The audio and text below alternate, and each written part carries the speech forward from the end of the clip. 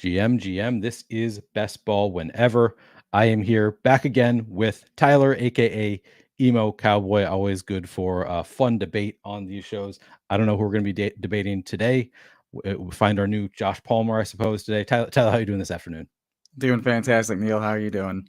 I'm doing great. I finally got a St. Paul Saints hat, as you can see here. I went to the Yeah. Saints game last night. I'm always jealous of people. I've been living in St. Paul for, I don't know, 8 years now, and have not had anything to rep the city I live in. So whenever I see people with St. Paul Saints hats, I've been super jealous.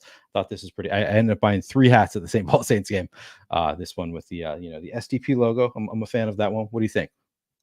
I love some blue, as you can tell. So yeah, no, you gotta have a little bit of hometown rep, especially if you're gonna talk shit in the chat Yeah, about that's being right. from St. Paul.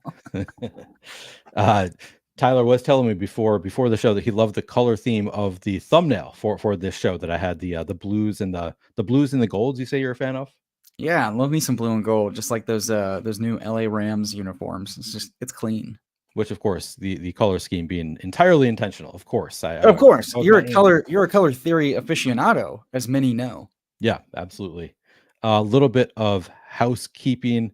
Join the Discord if you have not already joined the Flannelverse Discord. Last night, I think late at night, like after midnight, we were doing jumping into puppies together, not streaming them, but people in the Discord drafting together. We had a lot of fun Hell yeah. drafting, looking at teams together. So join the Flannelverse Discord if you haven't already. If you haven't already subscribed to the YouTube channel, I would of course appreciate it. Trying to get to 2,000 subs, have about 300 more to go, so would appreciate that. And of course, like the video, just helps me out quite a bit. We are going to jump into a draft very quickly, but I do also want to say I am going to be on the Fantasy Points channel tonight with Scott Barrett. I don't know who else is going to be there. Scott invited me. I'm not sure if it's just us doing a stream, but that'll be at 8 o'clock Eastern. And while we're talking about the Fantasy Points, I got to say, Scott and Ryan Heath have been putting out some fire content, going over some of their favorite values at each position. I've got running back and quarterback already here. I couldn't find any other. I think they released wide receiver. I did not find that yet, but go check that out. Of course, always great content from Scott and Ryan Heath, two very sure people. We are going to jump into a BBM draft right now. So if you want to get in, now is your countdown. Get in right now, because I'm about to join.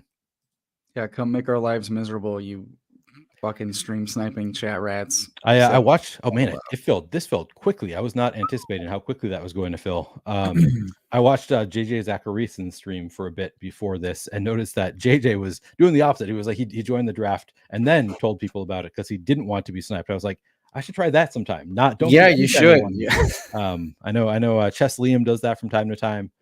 Seems like a good idea. So you're not just drafting against the same people who are typically going to be a little bit sharper, which sometimes that's good because people who are sharper tend to stay in their lane a little bit more. They also take all the good players. Yeah, exactly. So it's like there's pros and cons, I suppose.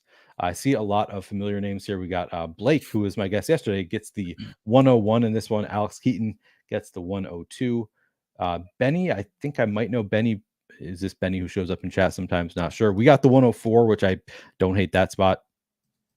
Also saw Jack Mitchell makes it into this one. So a lot of familiar names. Anybody else in chat? If you're drafting with us, you have to let us know. That is the law.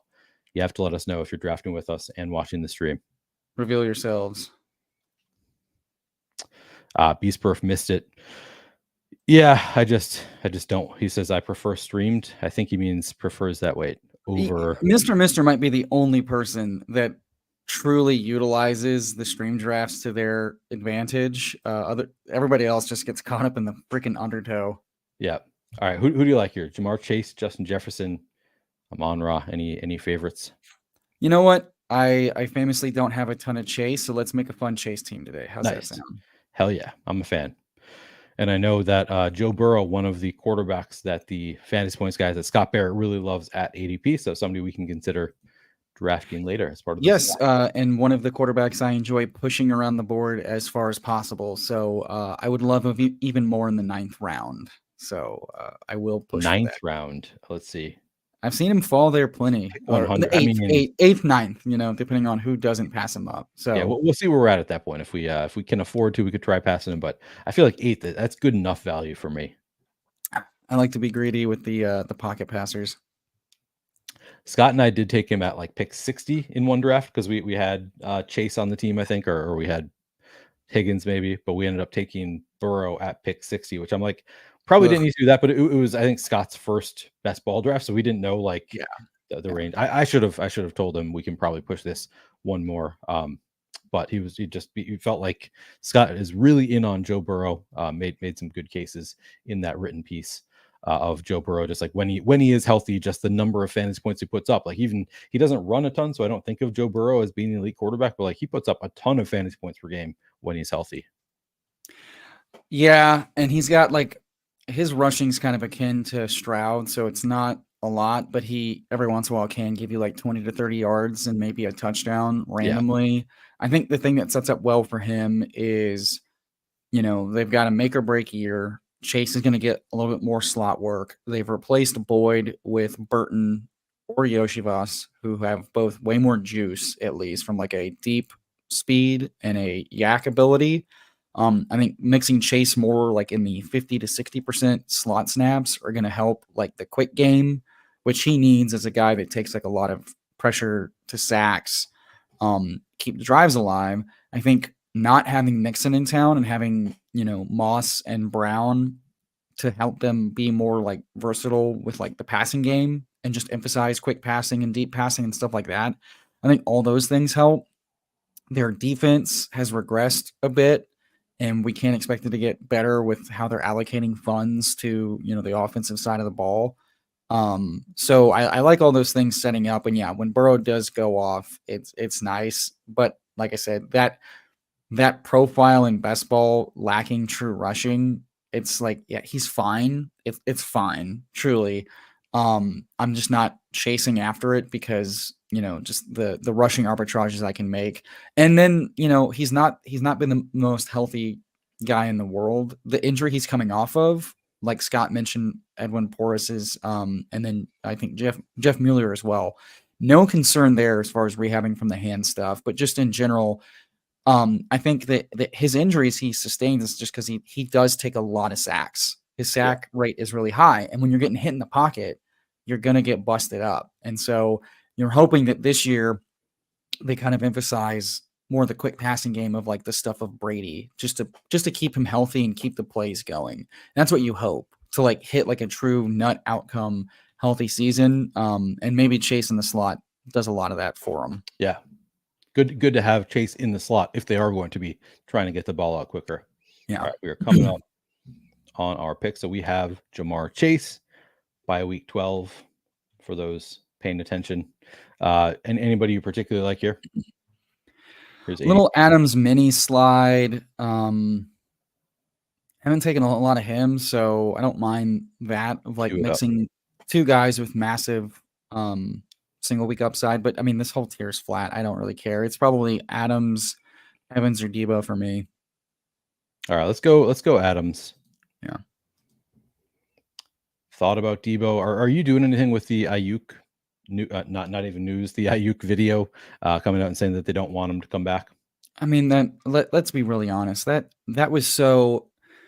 Man, they offered me 26, 27 million and I asked for 30 and they said they don't want me back because they said, Right. well, think about like it's tactics. We've seen the same like Kyler scrubbed his entire Instagram and Twitter feed of all Cardinal stuff a couple years ago until they paid him. And then a month later it was all back on. This is BS. It makes no sense to trade Ayuk in a Super Bowl winning window when you have your quarterback on a cheap contract. It just common sense. It makes none, especially when you see that everyone besides Ayuk, Kittle, Debo, CMC, like they've all missed a few games here and there, and Purdy's missed a few games. So, and this team is hoarding talent because they've gotten to the end of the season twice and had like really significant injuries and like not been able to get across that hump. And so they're going to trade Ayuk because they're off a few million. It's as ridiculous as like they're going to bench Kyler Fudd last year, Yeah. It doesn't make common sense. No. All right. So we have Chase and Devontae Adams, DK Metcalf, DJ Moore, Steph Diggs, Cooper Kupp, Michael Pittman are top of the board in terms of ADP. Anybody you particularly like from this group? Love Metcalf. Like Moore, but I think I really enjoy playing like Metcalf with Rome coming back. So yeah, let's do Metcalf. All right, I'm not gonna even comment on the bye week issue there. Oh my God, we have 2 bye weeks overlapping at wide receiver. Whatever will we do? Yeah, not a concern for me. If you have a real player take, that 2 in the top 3 is not actually an issue for me. I kid when I say that is an issue because we're gonna get 7 or 8 receivers most likely. So I'm less concerned. What if we just straight piss and take 6 straight and then we're done? We could take at that point. I do start factoring in the bye weeks if we For sure. are taking For 6. sure. Yeah, but yeah, we don't have to do it with your first 3 picks. I noticed B Sandor gets his ideal start here with CeeDee Lamb, who I know he likes as his 101, and then he tried to do this for the week 16 and week 17 correlations. I like it. CeeDee Lamb with Mike Evans and Devonta Smith. I actually did that one last night in one of the puppies I was in after he brought up the week 16 and week 17 correlations there. So nice start there. Yeah, I have a lot of Evans mainly because just a dude that no matter who his quarterback was and how bad or good the quarterback was, his single game touchdown upside is insane. So from a daily single slate week 17 thought process, I'd like a lot of that profile in my portfolio.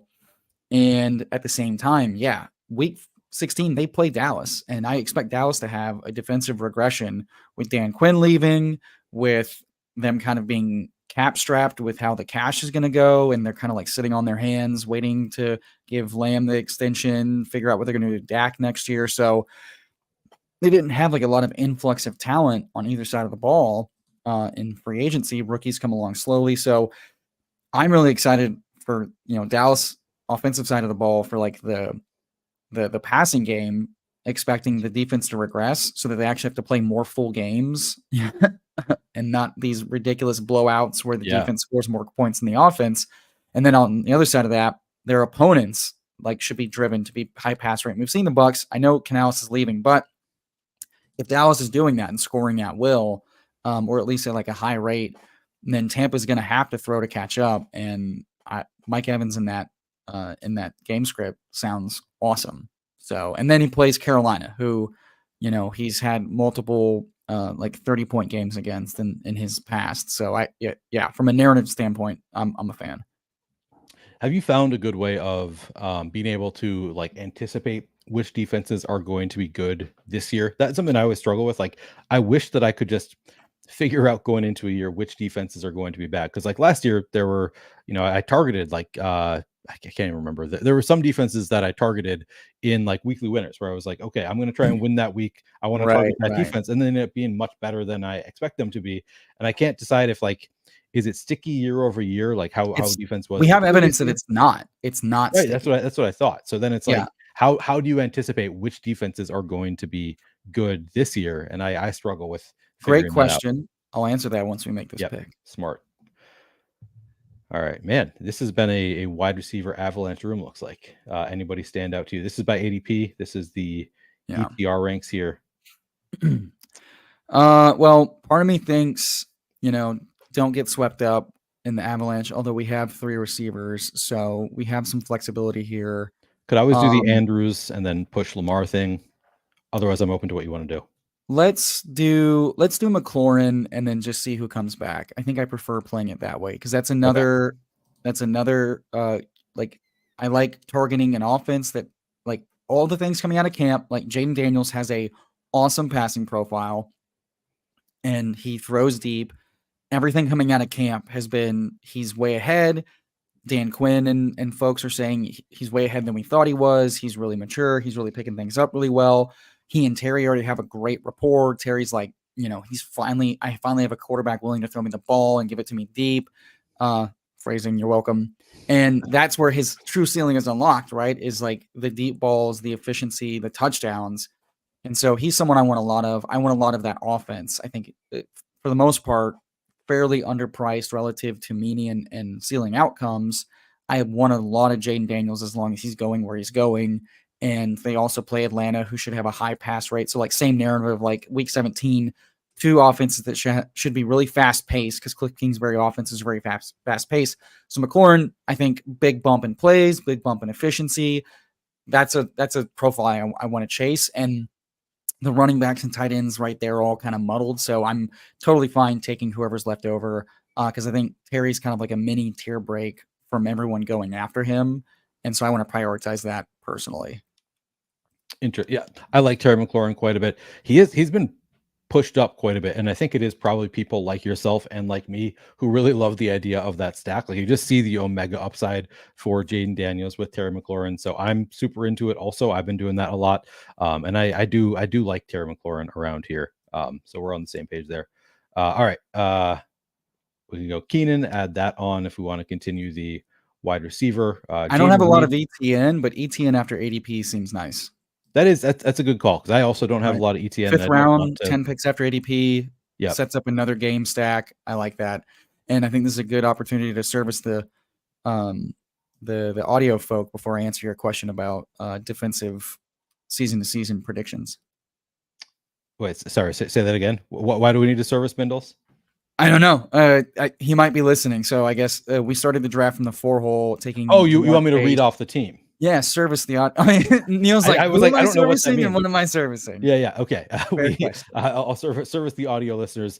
We got Travis Etienne at running back, and then we have 4 receivers: Jamar Chase, Devontae Adams, DK Metcalf, Terry McLaurin is where we are sitting after 5 rounds. We have 2 week 10 wide receivers. Otherwise, we are not concerned about the bye weeks on this team one bit. We did pass on Dalton Kincaid with that last pick, which is the other thing that after we made the pick, I thought, yeah, I guess we could have gotten that final elite tight end.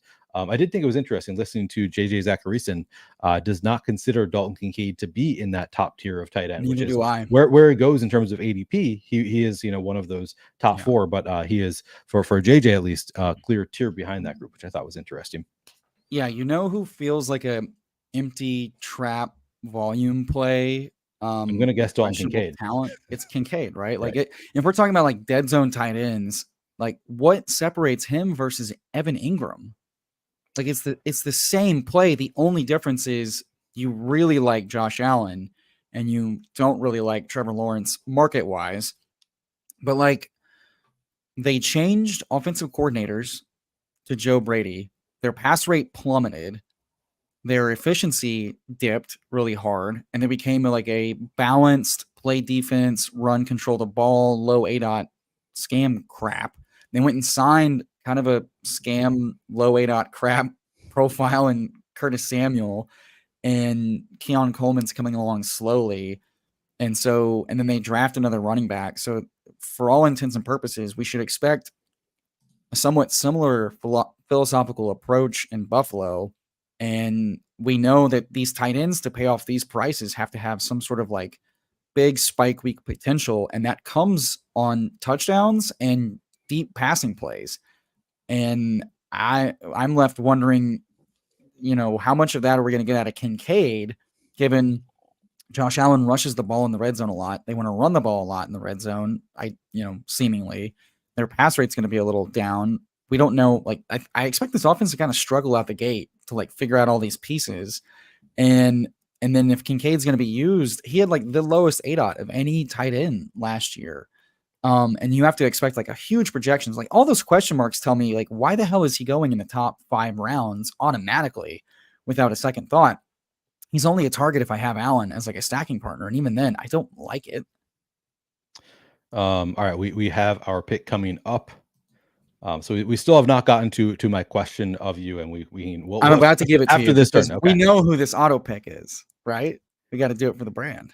Oh yeah, for the brand. It is in the thumbnail. I assume this is who you want. Come on down, lad, Mick.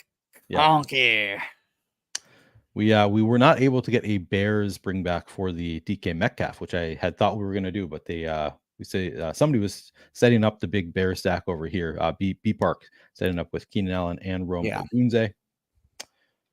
Was good, Thaddeus. So to answer the question that we've been edging the chat on, defensive regression, I think the things that are signal are above average defensive coaches, personnel shifts, and meaningful impact players on the defensive line and the secondary. But those are very, very variable. Make our pick here. Yeah. Is this ADP or rank? I should make sure we're not missing. That was rank. This is ADP. Ingram correlates. We don't have a tight end yet. We could take Burrow here. He's probably not making it back to us. He might. He might. And if we don't, Trevor Lawrence is there. So it's either Burrow or Ingram. I prefer Ingram here just for All right, having I'm a good with it. 1-5-1 build. I like the flexibility that gives us. I will say that before you get back to your point, I did notice that the guy who has Higgins took Stroud already. He's built out the Exactly. mega Houston stack, so we might be able to get Exactly. Burrow back to us if he doesn't want him. Exactly. All right, Good all right. catch. Tell me. So you say Signal would be defensive minded coaches, so good Well, defensive just coaches. defensive coaches that have shown us that they can coach above, like your Fangios, your Dan Quinns when they're defensive coordinators. Like there are defensive coordinators, like there are offensive coordinators, like your Reeds, your McVays, your Shanahan, that coach like no matter their personnel, they're going to get more. D'Amico Ryan's great example. He comes in and immediately boosts how good the defense is, despite the youth, because like from a defensive personnel standpoint, they know how to week adjust to opponents ideally, and then utilize their strengths really well. And they can be at least above average. And when that above average hits like turnover luck, it spikes. And you saw that with like the Cowboys the last 2 years. So like Lou Anarumo from Cincy, he's like an above average defensive coach. But then you saw a lot of talent leave because they had to allocate it to the offensive side of the ball. And then you see like that struggle for a while. Bears are the same way last year until they make a personnel shift, a coaching shift, and then go get, they trade for 2 guys, bring them in, and then they go from being a bottom 5 defense to a top 5 defense, and so like you can't, so those types of like in-season shifts you can't take account for, which makes it even harder and less sticky to account for. But I think we can target like I think it's easier to target like the really bad ones from the standpoint of like coaching and allocation. Like who are coaches like Tennessee, great example. For years, their pass defense was bad, and the allocations that they made to the defensive side of the ball weren't very good, and they didn't really adjust much. With the new coach in town, it's going to be, to be determined, but they put a lot of resources onto the offensive side of the ball. They're going to pass a lot. And then also, yeah, like your defense could be good, but if you're running a lot of plays and offenses are having to like pass to catch up, they might score a lot of points regardless. Like the Chiefs dealt with this a lot. Like if they weren't like hitting on turnovers and shutting passing defenses down, just teams they're going to pass more, having to catch up, knowing they're playing against Mahomes, knowing they're playing against. And so like there are a few year over year, like the Jets are a good example of like solid coaches, a really good defense, and they have really good pieces. So if they stay healthy, that can be a really good thing. And the health thing is huge too. Like a lot of the best teams just stay healthy. And there's also no way to really, the Ravens are probably the best example. Every year they're like a really solid defense till they lose like 3 starters by week 10, and then it all goes to shit. So that's why it's kind of a fool's errand to try to predict that plus weather. Yeah. All right, we are coming up on our pick. Trust the process, Neil. Yep. Do it. Keep the beef. We've got a few different options here. Mm-hmm. That we do. But what is Keith the Beef going to do? All right. My inclination would be to take Burrow here, I think. We don't need to potentially because nobody else has Bengals, but I feel like it's still not that safe. What do you think? We took, can you scroll down real quick for me real quick on our team? I want to make sure we're not missing anything.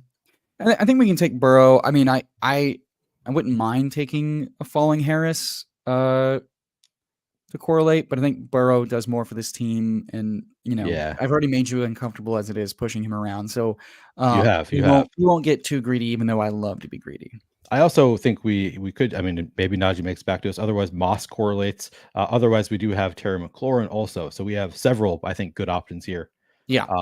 Yeah.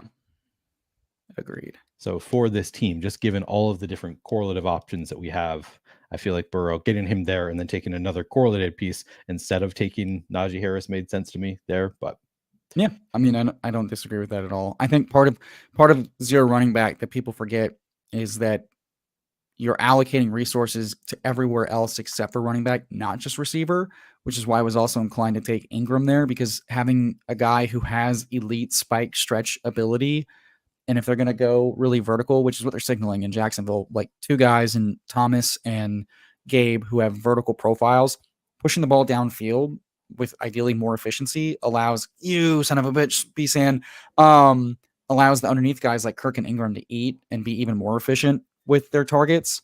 So I like being able to get like a really nice profile at a discount at running back, a really nice at cost tight end, and then fill in the wide receivers while also getting an elite spike quarterback. I feel like the way that this team has come together is how I Oh like to. God, that was brutal. We just lost all 4 of the players I wanted in the. I had a feeling that was going to happen when we took Burrow, All right. but that's all right. So this is by ADP. Anybody you particularly like here? I mean, we could go Tony Pollard as a bring back on our. Well, we have Ingram from Jacksonville. Lockett gives us the Seattle stack. Oh, true. I think that kind of makes sense. So, and I haven't been taking a lot of him just because I prefer the younger profiles, but I think it's not a bad thing to have a team stack that we expect to get more efficient for spikes. And you know, like worst case scenario, it's a bailout quarterback stack because we don't know how the back end of this, you know, or the turn is going to turn out. Yeah. We lost Jaden, you know, where we could have been done at quarterback. So Lockett fills a lot of needs there, and we also don't have to worry about wide receiver for a while. And so, from like an allocation standpoint, we can just hammer running backs. I don't love Pollard there. I don't love Benson there without, you know, correlation. So yeah, it makes sense. I don't love it, but it's fine. Yeah, I mean that was just brutal the way that went, where it was like, okay, we have so many options that I would like to come back to us getting Burrow there, and then it was just all of them in a row, basically every player that I wanted there. So not ideal, but Lockett makes it back. Blake, you are banned from the Discord. You are banned from coming on streams again. I mean, just super rude, taking the 2 guys we wanted, and we know he's listening. What a cock block. You know, I haven't been blue balled this bad since. No, I kid. I had a feeling it might happen, so that's why I took Pitt. So this could be my reasonable pivot. Oh, I see. So he's building out for the Week 17 Washington Atlanta thing. I dig it. Yeah, I see that. That's okay. I got Ladd, and this is probably the best chase team I've put together in a while. So it's nice. Yeah, it is nice. We could throw on maybe Jermaine Burton later. I know. So you and I have one thing that you and I disagree on is you are a big proponent of single stacking, skinny stacking everything, whereas I like to double and triple stack generally is my preference. Well, with a guy like Burrow, I prefer to double stack when available. Gotcha. I just don't love having to double stack early with so like the Houston guys are a great example of like I'd like to in a vacuum, but taking that much draft capital in the first few rounds and then having to take a guy at ADP whose ADP might not be great. And then if you don't get him, and I know it's not the worst thing in the world, but like setting up a double stack to not complete it sucks. So skinny stack gives you viability because the last thing you want to do is set up like 3 double stacks, miss out on snipes or whatever, and then have to scramble. And so like, as far as like the team finishing, I have no problem with double stacking once I've already set up the skinny stack, which is why I like the Burrow stuff because you have options to double stack him because his running backs also have pass profiles.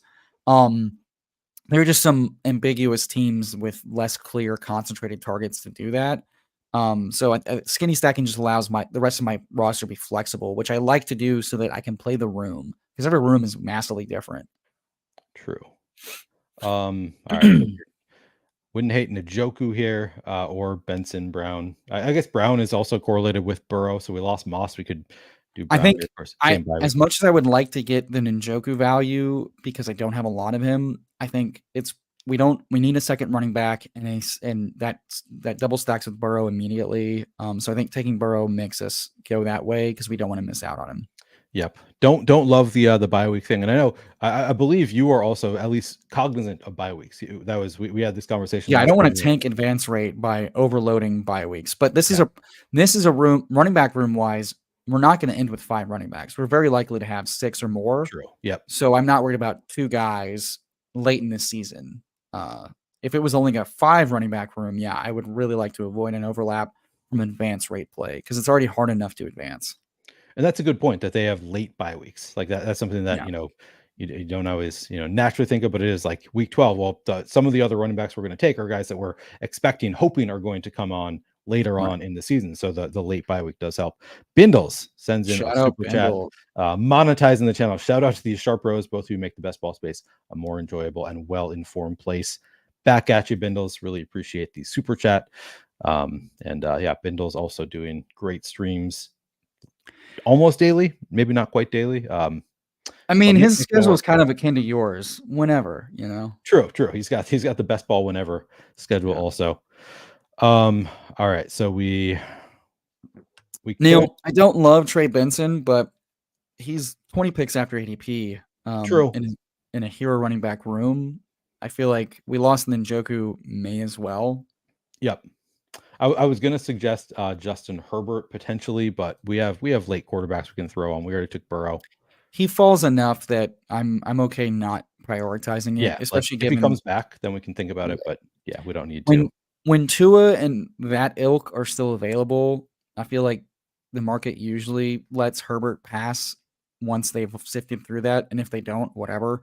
Because Lad in and of itself affords us either a stack or a bring back option, and because we have Burrow, I'm not scrambling to take a to finish up a stack, given that we have a Seattle double stack as well. True. Yeah, we have later options. And Beastburf asks if Higgins and Chase are too much capital for the double stack. I mean, Chase being a top 5 pick makes it tough. I wouldn't say it's too expensive. It's just not my favorite move because I really like Burton and I really like Burton's price. Like that's the big thing for me. It's like Higgins has a nice spike like profile, but his price, I don't love his profile at his price in a vacuum, especially because I think if he signs the tender begrudgingly this year, I worry about what the late season motivation is from like Nick. Again, I think about like Keenan of like, we just saw this happen where he got nicked up, but the team made it very clear they had no intentions to like bring him back next year. And he had no reason to say, I'm good enough to play. And in that, and I'm very cognizant of that because this is like the Bengals really chap their players' asses with how they handle contract stuff because they're notoriously cheap from a cash flow standpoint. So he seems real fucking pissed, and I would be. And he struggled with injuries, and why would he risk injury going into his free agency period? So that's a narrative I like peddling because I don't love the player anyway. And the price, and then at that point in that narrative, Chase and Burton can go off.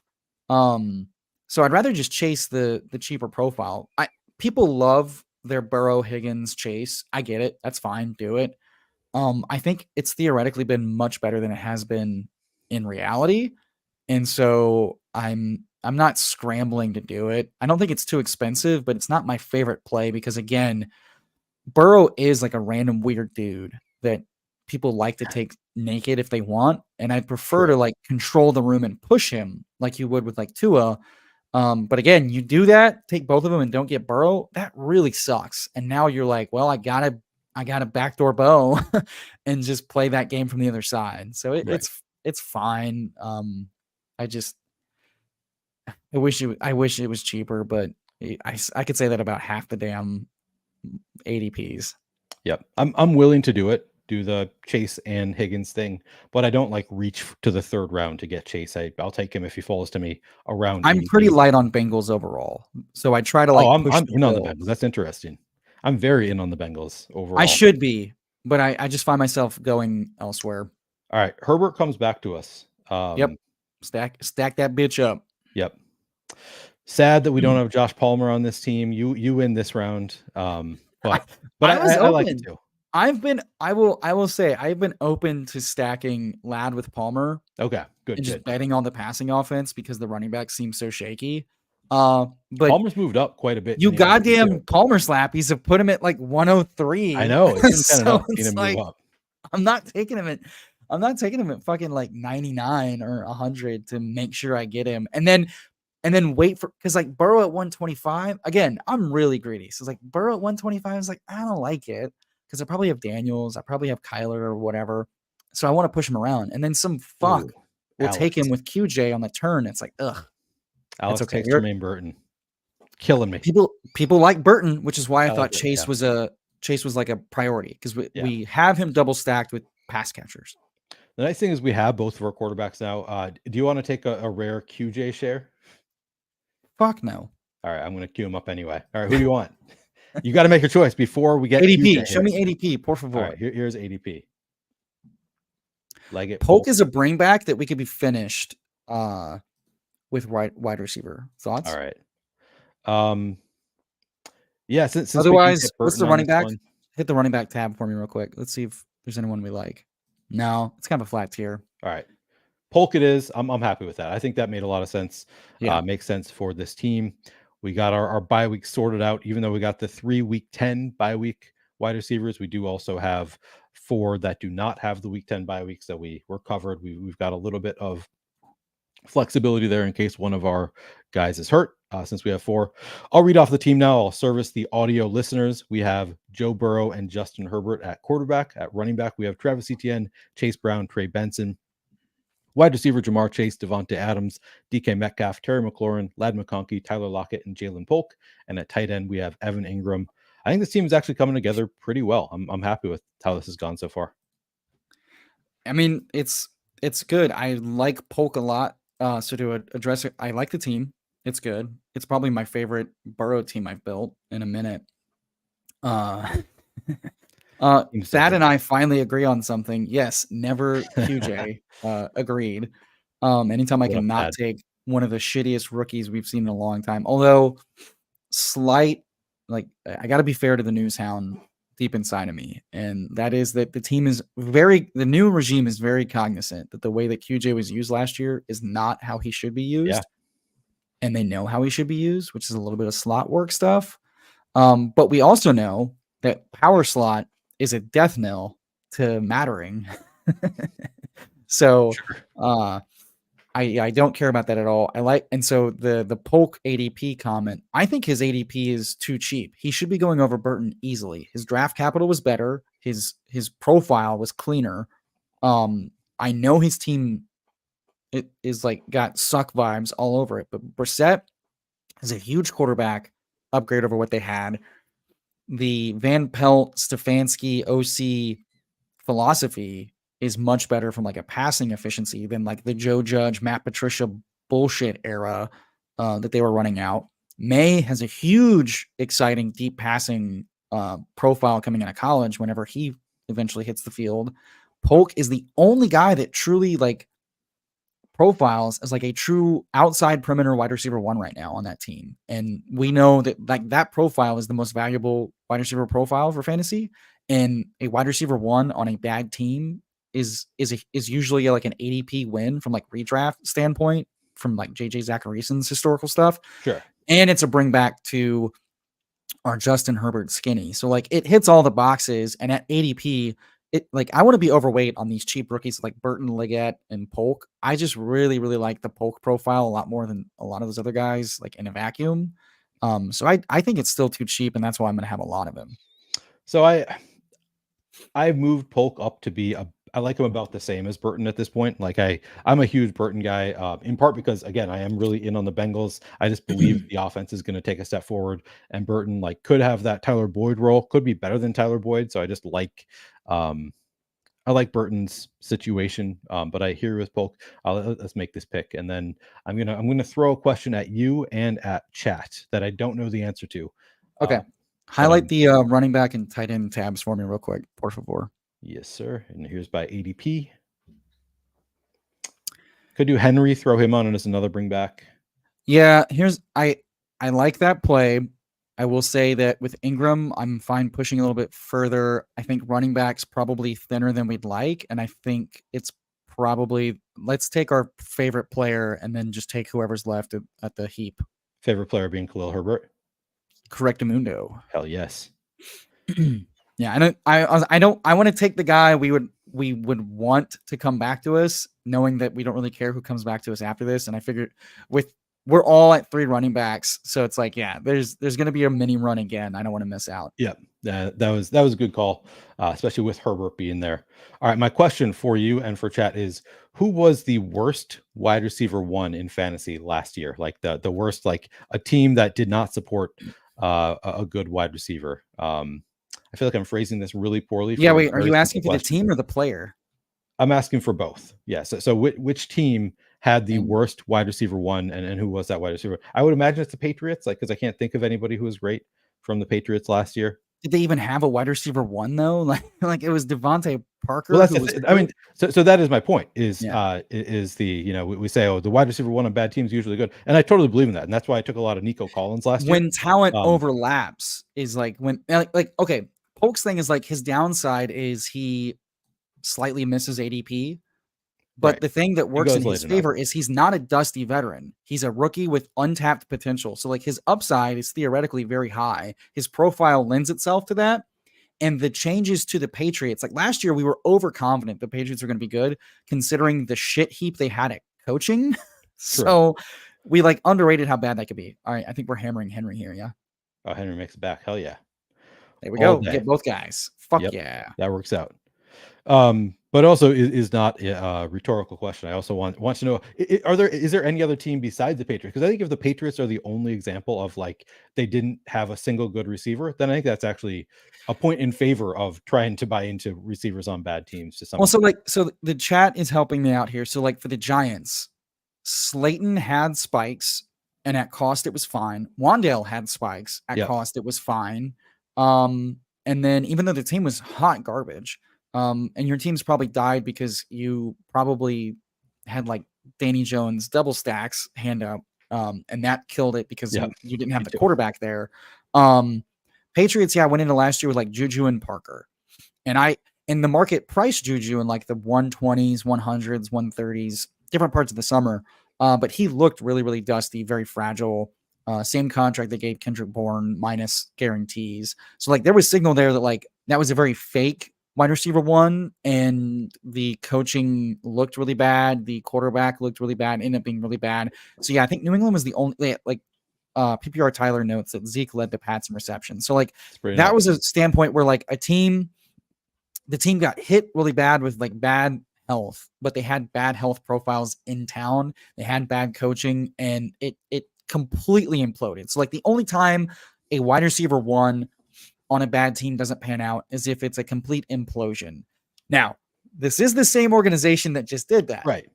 The difference is they have a whole new outlook, given they have a younger version of Bill Belichick leading things, the same like GM style, but they finally did something new for this regime. They brought in a new young quarterback and new young receivers and a new OC that wasn't some joke of a, again, not a Joe Judge, not a Matt Patricia. Like seemingly the things that matter have changed. So do I expect this team to be average?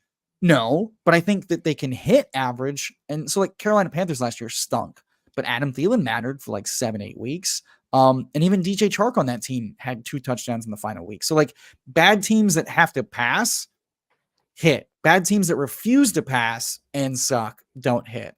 Right. And so the Van Pelt part of that equation for me matters because that is a coaching offensive philosophy that uses the run to set up efficient passing and doesn't like refuse to pass.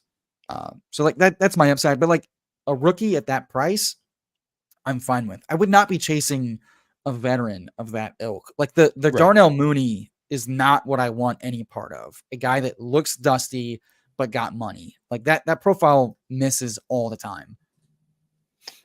All right. I think we probably need 2 more running backs, to 3 more running backs. Anybody that you particularly like from this group here? Real quick, did Gino go? Just out of curiosity. Gino did not go. We could still take. We have Gino, him double stacked. I think we take him. All right. And then just take 2 more running backs to end it out. Yeah, I think Ingram and Henry is very cromulent because again we took Ingram at ADP, and in this Stefanski offense as well, Stefanski under Van Pelt, they feed the tight ends, and we know that the Patriots like to feed the tight ends, and we know that they talked about Hunter Henry being re-signed as like a red zone weapon.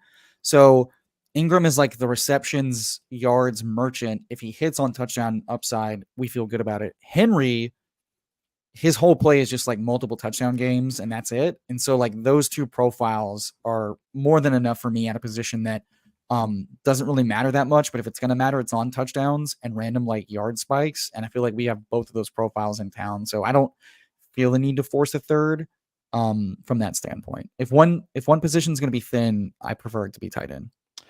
I agree with you that this is a good enough tight end room. We don't need to push anybody in there. I have concerns about the narrative that tight ends don't matter, just because I think we have so many potentially elite tight ends this year that it's like I kind of feel like it could hurt more than most years. Let's make our pick. Probably running back here. Probably for both of them. I'd be fine with CEH, Deontay Foreman. I don't mind anybody that you really like here.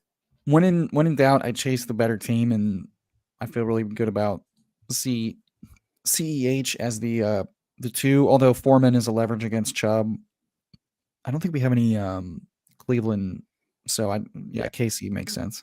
I'm good with that. I like CEH. I went from being totally out on CEH at the beginning of drafting season 2. Now I have been convinced, just like, yeah, he is still the RB2 most likely on what could be the best running back or the Consigliere. I'm going to need you to relax, my brother, because if we're playing the ADP game, we might get both. True. Trust the process. Trust the process. I was thinking of that as somebody. I actually do draft a good amount of him. I don't know. I feel like not everybody is in on the Denver backfield completely, but I like getting parts of that backfield on most of my teams.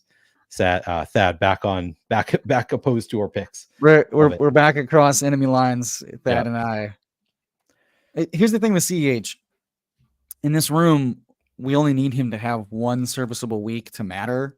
And if he's the running back 2 on the Chiefs, that position ideally gives you multiple random shitty guy gets their spikes. And we chose Estimate over Pacheco in this room. So why not double down with that and say we're going to take Pacheco's backup, who has a pass catching profile. He has been a red zone catch touchdown scam just 2 years ago, just being like random dump off guy. Yep. McKinnon's been their random dump off guy for 2 years now. They don't have that guy in town. The rugby player's playing special teams.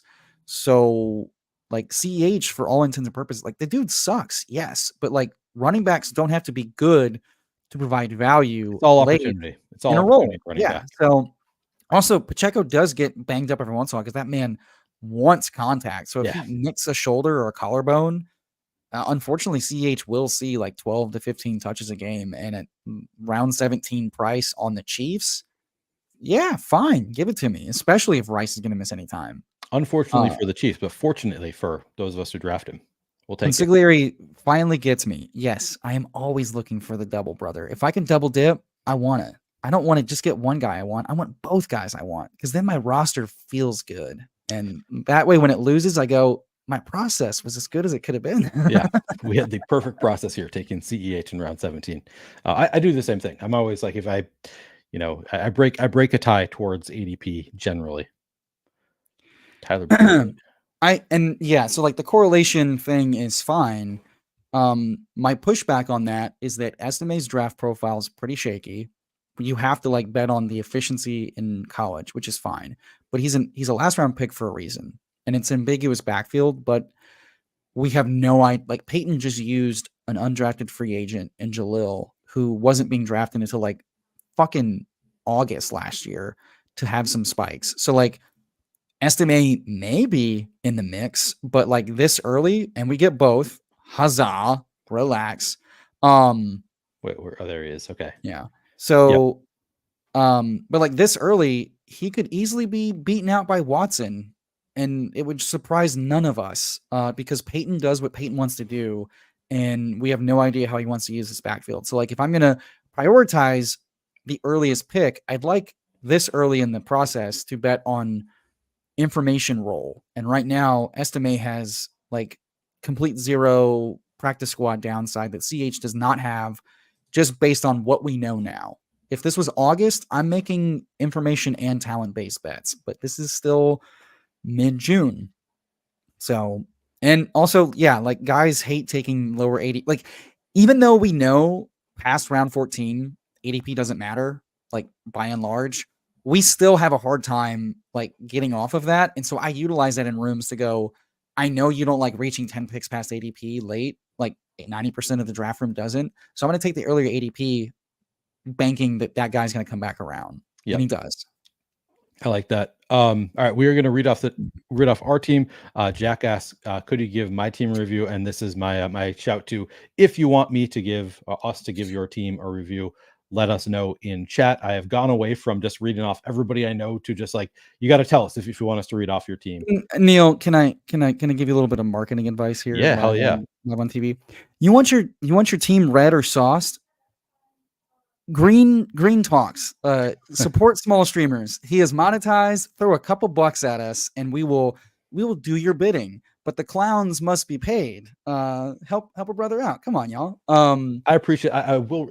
I'll read it out just for a shout out. I appreciate the thought of the throw some green our way, but those $2 here and there just don't really add up that quickly anyway. So I do like the marketing thought there, but no, you Okay, don't need I'll gross spin money. it this way. As he reviews your team, take out your dollar bills and toss them on this supple, Oh yeah, beautiful yeah. uncle I just want to body, be paid like a and make stripper. I sure don't that want to he like feels the demand it love. ahead of time. I just want to be throw ones at us while we're doing it. This is right. Exactly. Singularity says super chats get you sauce. If you do throw us a super chat, then Tyler will read it off all sexily. There you go. If you don't throw That's us the a super selling chat, I'll point. do the reading. Okay, I'll rip your perfect. team apart for Yeah. five bones.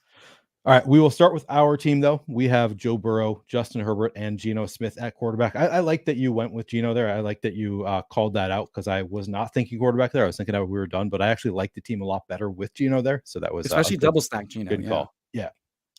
We have Travis Etienne, Chase Brown, Trey Benson, Khalil Herbert, CEH, and Audric Estime at running back. At wide receiver, Jamar Chase, Devontae Adams, DK Metcalf, Terry McLaurin, Lad McConkey, Tyler Lockett, Jalen Polk, and at tight end, Evan Ingram and Hunter Henry. So as far as correlations go, we have Joe Burrow with Chase Brown and Jamar Chase. We have Audric Estime on the bringback. We have Justin Herbert with Lad McConkey. We have Jalen Polk and Hunter Henry on the bringback. And then we have Geno Smith with DK Metcalf and Tyler Lockett. And do we have anybody from Cleveland? Khalil Herbert is Chicago bringback. Chicago. Oh, that's right. Chicago bringback. Yeah. Yep. I don't know why I was saying Cleveland. Yeah, that's a beautiful team. That's I think we did very well with that team. Let's take that to your mama. Beautiful teams. 3-6-7-2. Not my most common build, 3-6-7-2, but also a fine build in my opinion. I think do this from time to time off stream as well. I like it. I think that's a solid team. How do you feel about it? I like having 3 pocket passers with low rushing upsides to be double or skinny stacked with bringbacks when possible. So I like if I'm going to have statue quarterbacks past round 8, I prefer to have 3 so I can play their like spike week ping pongs, especially through a 3-week playoff. So this was very different from a team I built, but came out beautifully. We were rewarded for our patience, and I think we played it well and got some nice values. We did. We ended up in. with some really nice values. Yeah, that's a Yeah. good call. Yeah, we got. Justin. I guess it's only 9 picks past you. For whatever reason, Herbert has been falling, and I don't understand it. We get Geno Smith 16 picks past ADP and Burrow 8 picks. So we got all of our quarterbacks a little bit of value. This is around past ADP. Trey Benson 19 past ADP. Yeah, like I think this team is unique just because like I don't think you see a lot of these players on this roster given their ADPs. Yeah. No, we were value hounding quite a bit on this team. I'm glad we ended up taking ETN when we did though, because as B-San notes that like, yeah, the room got running back thirsty randomly and kind of bled it out. And so like at least having a hero RP build with a nice efficiency talent bet that we ended up stacking with Ingram, like that bailed us out, because otherwise that running back room could be really thin. But I think it's got some juice. Yep, good call. All right, we're gonna read Jack's team first. Casey, who is saying that? People are saying never RB in those last good rounds. Bit. Good. He's referencing every year we get like someone was saying it last year of like and then early this offseason was like you gotta chase receivers because you just can't unmine any running backs. Like there's not gonna be a Kyron every time. It's like actually late running backs and wide receivers pop at the same rate because it's the same play, like either injury or talent or both, and that exists in both positions. Okay. Unfamiliar with the bit. I was thinking, is this like a stat that came out, like a study came out? Nesting dolls of niche references here in Yeah, the man. community. This community, man, just gets so many in jokes. You gotta be on top. You gotta watch every single stream at all times to stay on top of all the in jokes and No support sex it. having, only inside joke Only having. inside jokes. Jack Mitchell. Ooh, look at this quarterback room. That is a sexy quarterback room. He has Jalen Hurts and Kyler Murray. At running back, he has James Cook, Ramondre Stevenson, Tyjae Spears, Rico Dowdle, Nick Chubb, Antonio Gibson. At wide receiver, AJ Brown, Marvin Harrison, Zay Flowers, Calvin Ridley, Jahan Dotson, Michael Wilson, Zay Jones. And at tight end, Dallas Goedert, Kate Otten, and Jatavian Sanders. So as far as correlations, he has Jalen Hurts with AJ Brown and Dallas Goedert. He has bringbacks, maybe just one bringback in Rico Dowdle. And then he has Kyler Murray with Marvin Harrison and Michael Wilson. And then does he have any bringbacks here from the Rams? No Rams bringbacks. So stacked up his quarterbacks, double stack both. Has the bringback on Dallas. Don't know no that I other. need to feel the need to triple stack Kyler with Zay and Wilson. Oh yeah, Zay too. I missed that. Yeah. Like I mean, I get like stacking and whatever, but I don't know. Like this room feels like it could have used a rookie upside dart given Ridley's kind of sneaky dusty. Jahan is a total coin flip if he's going to matter or not. Michael Wilson, you're hoping doesn't. So I get like Michael Wilson and Zay Jones. You're like, I got the wide receiver 3 on the Cardinals. And it's like, yeah, maybe you did, or maybe they cannibalize each other.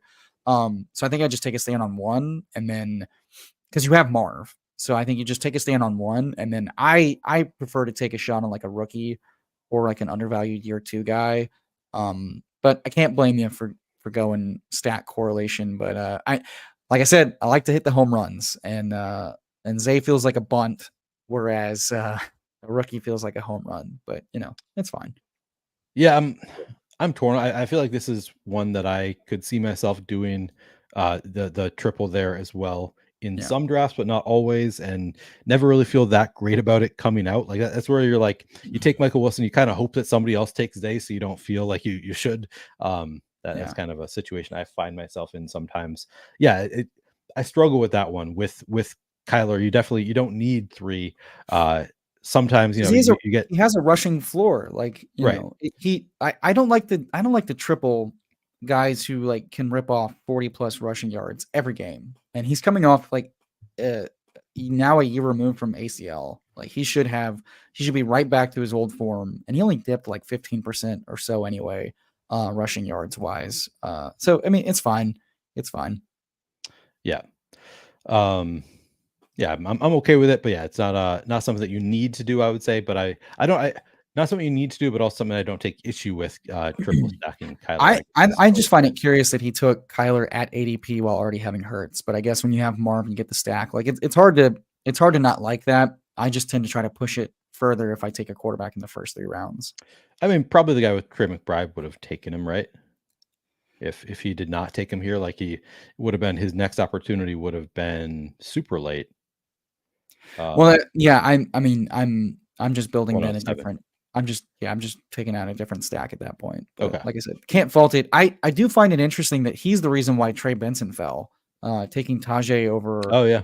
And so that's the thing is like you took Ridley, you took Tajay.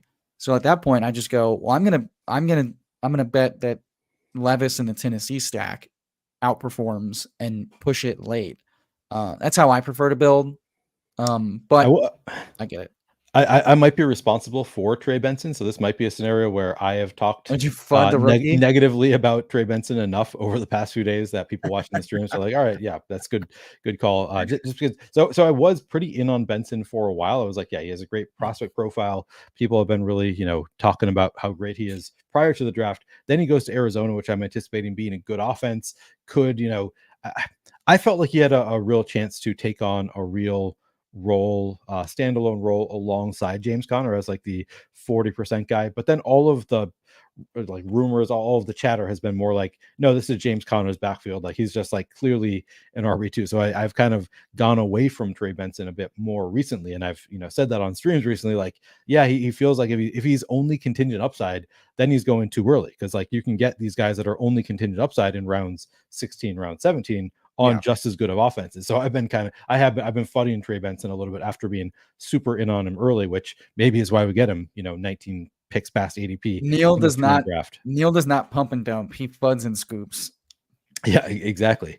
I'm not much of a market mover in general, but maybe within my own streams, maybe then I do move the market a little bit because it's the people who are watching are also drafting with me. So maybe that's what happened there. All right, let's sauce a one hole.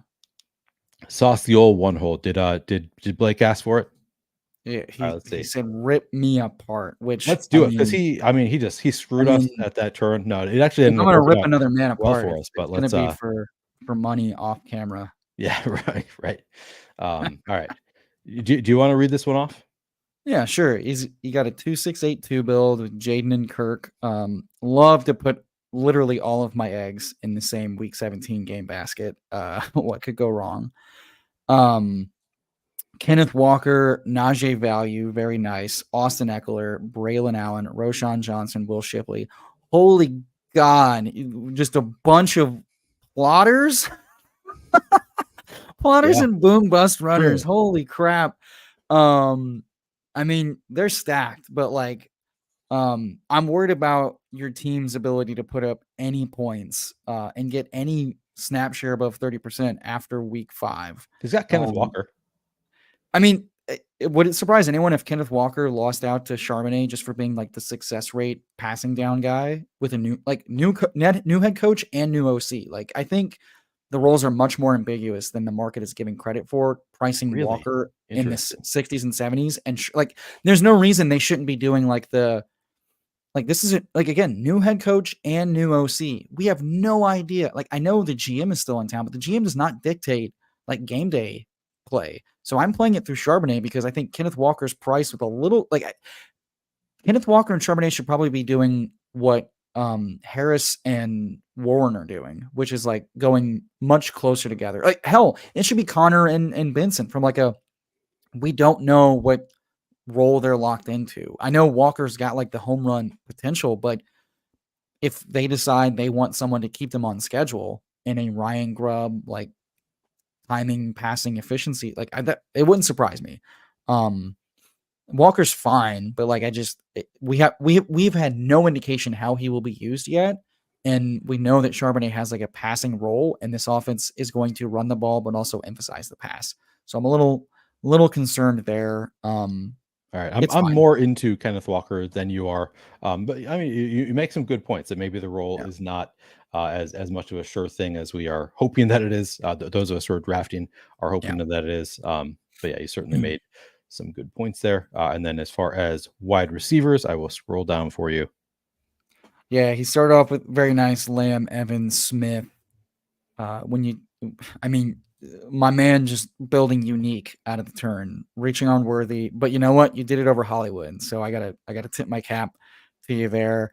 Love Brian Thomas. But now I get to start shitting on this team because you took dusty ass Brandon Cooks, dusty ass Darnell Mooney, and Nepo baby McCaffrey. Textures, this is like eating a cookie with some rebar in it instead of a chocolate chip. So, and then we got tight end is Pitts and I love that so much. The ultimate boom or bust tight end room. Probably a little fragile, but you know what? Where you took Pitts trying to build out the stack, you have decided that Pile Shits needs to get there and that you only need Senate from the boom. You know what? This is a team. And it might be my least favorite Jaden Daniels team I've ever seen. But it's unique as hell. So I got to give you that. You asked for the sauce, but goddamn, this is like a store-bought lasagna. He asked you to tear them apart, and I think you did a good job of tearing them apart. I can taste the zinc in the noodles. So So I've been saying I'm not that concerned about the two quarterbacks in the same week I'm not, 17 but he game. asked for the sauce. So and True, I will true. say it from an I don't think it's that big of a deal. But if you read Leone's data shit, it's probably a little you have reduced your margins exponentially by putting all of your quarterbacks into the same game, and that's it. Like that's the only point. And the reason why I like three quarterbacks or two quarterbacks from a different game in a vacuum given price is just because it gives you optionality. If that offense in that game duds out, like let's say like if it's like a truly horrendous weather day, both those teams are going to suck out, and now you have no outs to win. And at least this year, if you're going to go in on the same game, the year where the payouts become flatter is probably like that's nice. You're not punished as bad.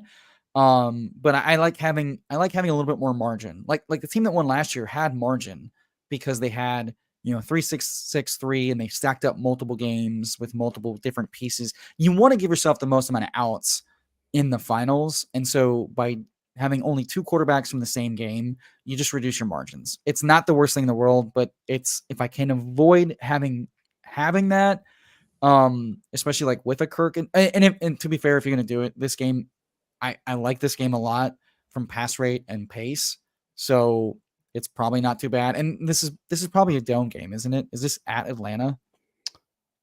Chat, tell me if this is at Atlanta, por favor.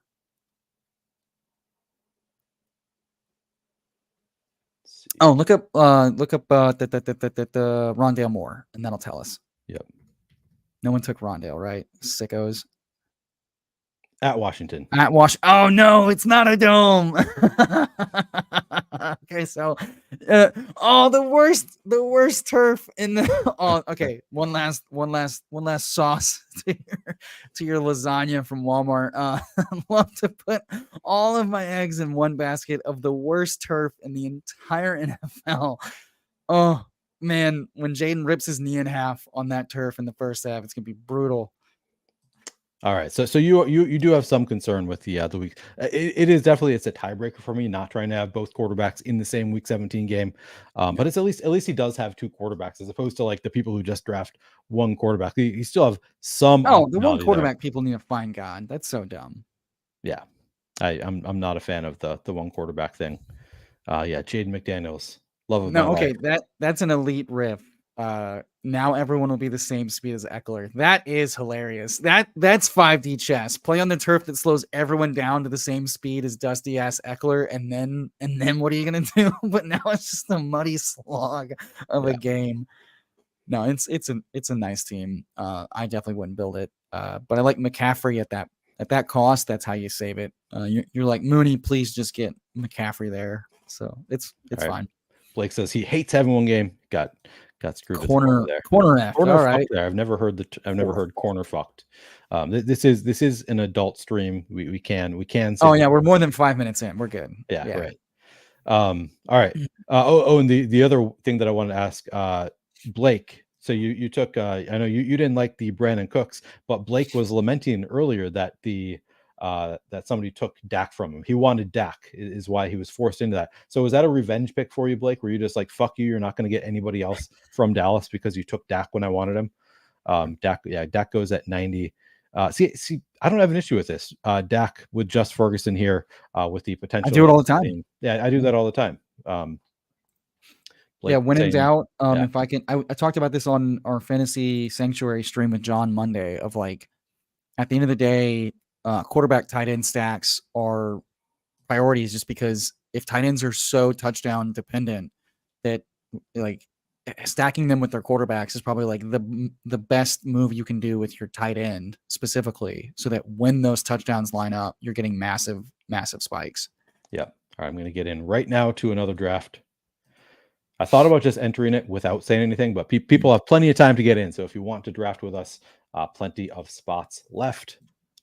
Yeah, but I love Jaden Daniels. I think he could beat a lot of. Yeah, I mean, and his price just makes it so I'm gonna have a ton if he's gonna sit there, between pick 90 and 120. It's like he can match Lamar, Jalen, and and Hurts.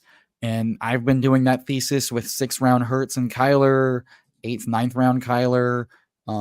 Last year, it was 9th, 10th, 11th round AR. Like I'm gonna chase the Konami codes to like, and that's why I like to push my quarterbacks. Is I'm gonna target rushing upside quarterbacks that are cheaper, so that I can build a stronger version of the teams that take the 3rd, 4th round quarterbacks and miss out on those wide receivers. I think the only reason why the tiers are so flat though, that it's like, I think that was more impactful last year, perhaps, just because the quarterback prices have dropped this year. So I think early on, when you were fading the 2nd round Hurts, Allen, Mahomes, that was really prudent. But now that they've dropped to like 3rd, 4th round, arbitraging him is not awful. But Jaden goes so much later than those guys that it is a huge, huge leverage point that I do like. Yep. I like that too. And Blake says that he was not doing it out of revenge because he was building out that game stack. It felt like revenge, and I'll never forgive you. Okay, hang on. I'm gonna pull this over. I'm looking through. Pulling this over here. Looking through some fantasy points data while we are waiting for one more person in this room. Love this data, by the way. Use it all the time. Hell yeah. And by the way, if any of you want access, 15% off using new promo code is Orfield24. We had to get rid of the flannel promo code because people were taking advantage of that. People put it up on a coupon site, super obnoxious. So we had to redo the promo code there, but it is now Orfield24, 15% off any package at Fantasy Points, which includes you can do this data suite package, which I love this. But one of the stats that Scott had pointed out to me is sticky year over year is missed tackles forced per touch. Now where is that? Missed tackles forced per attempt. So on Seattle, Kenneth Walker 0.31, Zach Charbonnet 0.13. Feels like a pretty big difference to me, but let me see how they rate relative to the rest of the field. And I'm going to do minimum rushing attempts, I don't know, 25, maybe enough. I mean, that doesn't surprise me because he forces tackles to hit home runs, but his success rate is ass. So like that lines up like that. Yeah. That doesn't like, that's just the profile of who they are. Charbonnet is like the Khalil Herbert of like, he's going to get you your blocked yards. And when it's blocked well, he's going to hit it and it's going to go big. Whereas Walker is like this era's Barry Sanders of like, it's probably negative yardage, but when it's not, it's really fun. And like that alone could force him into more of a 50-50 split out the gate with a new coaching staff, a new OC, a new offensive system easily. And we see it happen all the time. Happened 3rd of all running backs in missed tackles forced last year. That's interesting. Sorry, go on. Nice. ETN up there with him too. Yeah. But both guys that also have been kind of relegated at times for like other guys. So it's like that boom bust profile does come with a little bit more downside than the guys that stay on schedule, given how offenses run with offenses that insist on running early.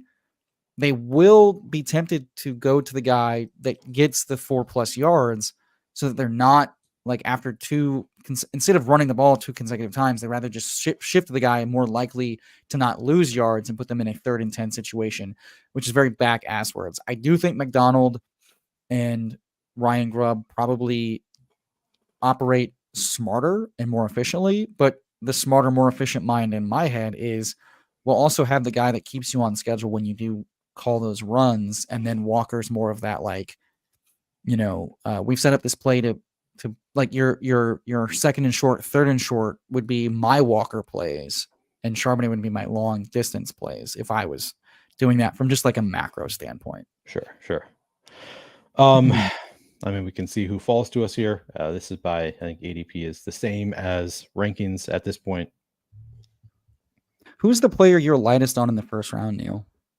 Throughout your like probably Jahmyr Gibbs would be my guess. Jahmyr Gibbs or Garrett Wilson. How many BBMs are you up to? What's this one for you? This is like 60-ish, something like that. It's in the thumbnail. I could see it in the thumbnail. J Jets goes. I'd be fine taking Bijan, Breece Hall, anybody. Fine taking Bijan. I'd be thrilled taking Bijan. I mean, we're getting him right at ADP. It's not like this which is is some awesome. Okay. I'm taking Bijan at 4 sometimes. So I don't care. You're taking Bijan at 4. Damn, I did not realize that you were that high on Bijan. That's the reason Bijan is one of the reasons why I am low on Jamar, Amon-Ra, and Justin Jefferson. He's so easily set up for a legendary running back upside at age, athletic profile, and offensive upgrades. It's like he's so easily set up to smash in both phases of the game. Why would I not want him over the guys I have questions about? I have questions about how Chase is going to get used. I have questions about how Chase is going to fare with Burton and Higgins and the new running backs, and with how Burrow adjusts to changes. Jamar Chase has struggled with health, with some random stuff. No idea how that goes. He's getting, another year older. I like the profile a lot, but he's more of like a single week nuke guy than like a truly scorches all season long, given what we know about it. And so it's like, whereas Bijan, he's set up to do the Kyron CMC thing, but after 5-6 receivers, like it's just easy to me to see that work out. Drake London goes. I was hoping to do the double Atlanta thing. That stack is nice. Yeah. Gibbs goes too. I was hoping Gibbs. I mean, would have been tough going 2 running backs in our first 2 picks, but we could have done it. Who do you like here? Anybody stand out to you? Who do you take the most when you're faced with this position? Olave. Probably Olave. You take Olave? Yeah. So let's mix it up and do let's do Debo. I think it's a flat tier. And if Bijan's gonna have this like legendary season that we say, he's gonna drag whoever with him to the finals, and Debo versus the Lions seems fun. There's no reason why he and Ayuk should be back to back. There's no reason why they're not. So why not mix them in more? Yeah. No, I like Debo there for sure. What up, Stephanie? Hey, Steph. Thaddeus Chase, wide receiver 1 this year, he says.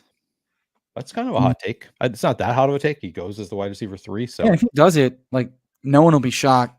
I will be left holding an empty bag. That's for sure. I will not. I have a ton of Chase this year, so I would be into it. Even as a Vikings and Jefferson fan, I'd be into Chase as a wide receiver 1. I'm pretty sure I have very little. Although I do plan to do a majority of my BBMs in July and August. Yeah. Whenever I get more health and camp information, so I'm allowing myself to catch up there. But I think right now I probably have less than 3%. Damn. No, I have a good amount of. Here, I'm going to pull up. I'm going to pull up my exposures, and I'm going to let you know. 3% through like 200 drafts. All right, let me take a look at my actual exposures through the first. Get ready, folks. Neil's getting ready to expose himself. I'm going to expose myself. Expose. Ooh, you could have a fun segment called Expose because you're Neil Orfield. Something we should like with the O. Is that the just the O? Like a big Neil O face, we gotta get a clip of that. Yeah. Like the nerdy tenor GTO with his Do a little like 10-second clip to review your exposure. It's like get ready to be exposed. Yeah, gotta make it fun. Good to have O in your name. All right, so I'm gonna go just like straight down the order. McCaffrey, I have. Damn, I only have 7% Christian McCaffrey. I did not realize that I have not been getting. I guess that's but that includes I've gotten him at the 102, the 103. So I must not be getting a ton. Wow, must be nice. One in these drafts. I am. This is showing 142 drafts. So yeah, I'm not getting a ton of the 101 apparently. As far as CD Lamb, I have 7% also. Damn. I did not realize I've been not getting the top picks all that much. Tyreek Hill, I have 7. Is this just an error? I have 7% of all 3. It says. Huh. Do you have slows going that haven't finished yet or something? I do have a bunch of slows going. Yeah, 9% Jamar Chase. All right, we are up on the clock. We are. Also, David nailed it. Call it Neil over the field. That's really good. Oh, that's not bad. That's not bad at all. Consigliere said expose. That's Neil over the field is a good. That just flows really nicely. It does flow nicely. We have the Laporta, correlation there with Debo feels, I don't know. I don't take a ton of Laporta. We could do it with Debo. I've seen Laporta slip into the fourth enough that I like trying to push it. Yep. So I think I'm Zay or Tank here. Thoughts?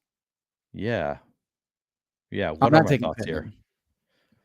Pittman. Um, if we take Zay, would you consider taking Lamar in the fourth Yeah, round? Or sure. Sure would. Sure would.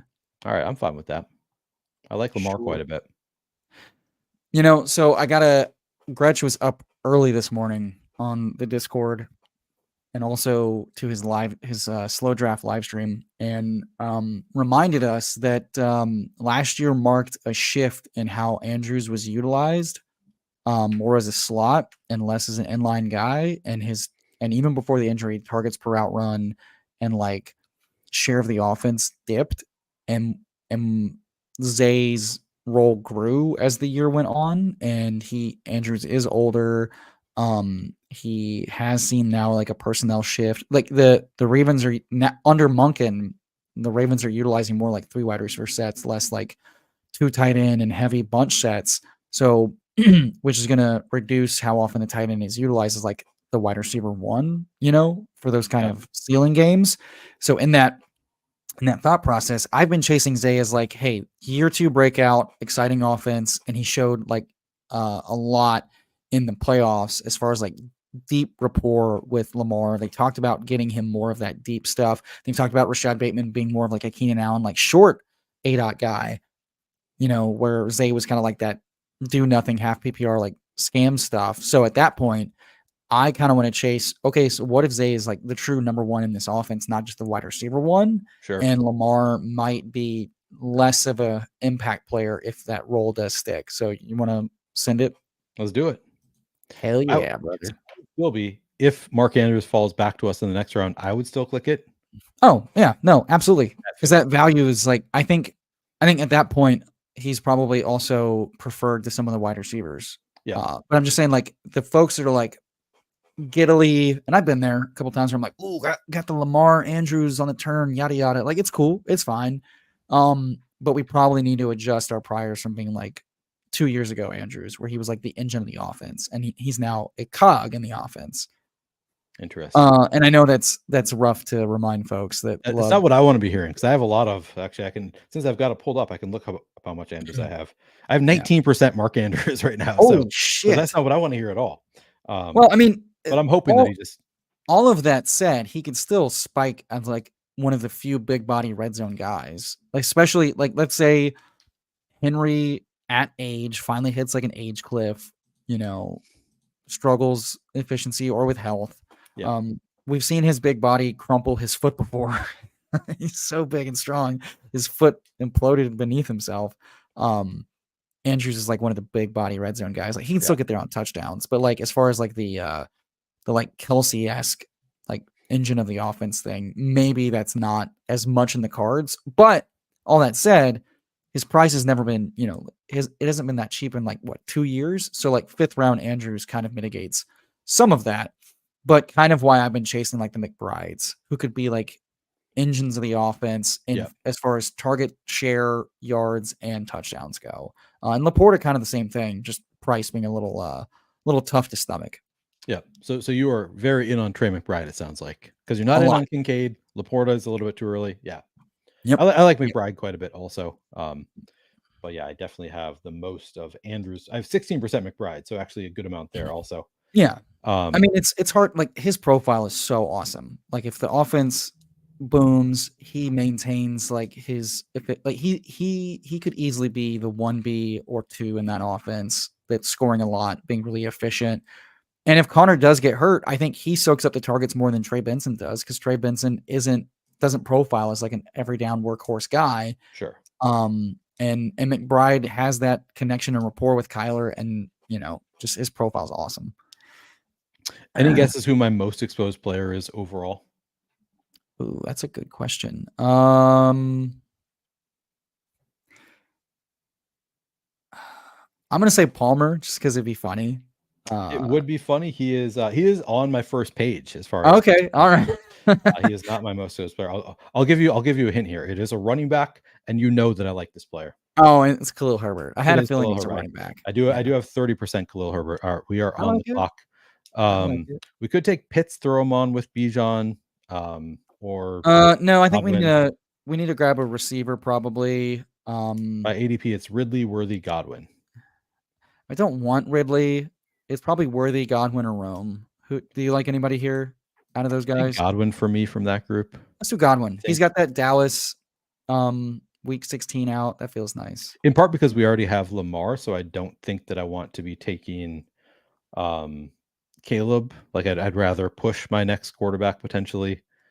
I don't know. That's a Well, Rome could just be a little bring back to little Geno, good point. JSN, Lockett skinny. Could do that.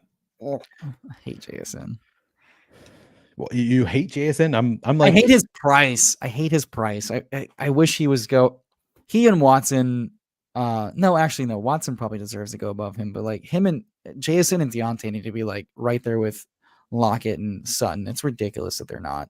yeah.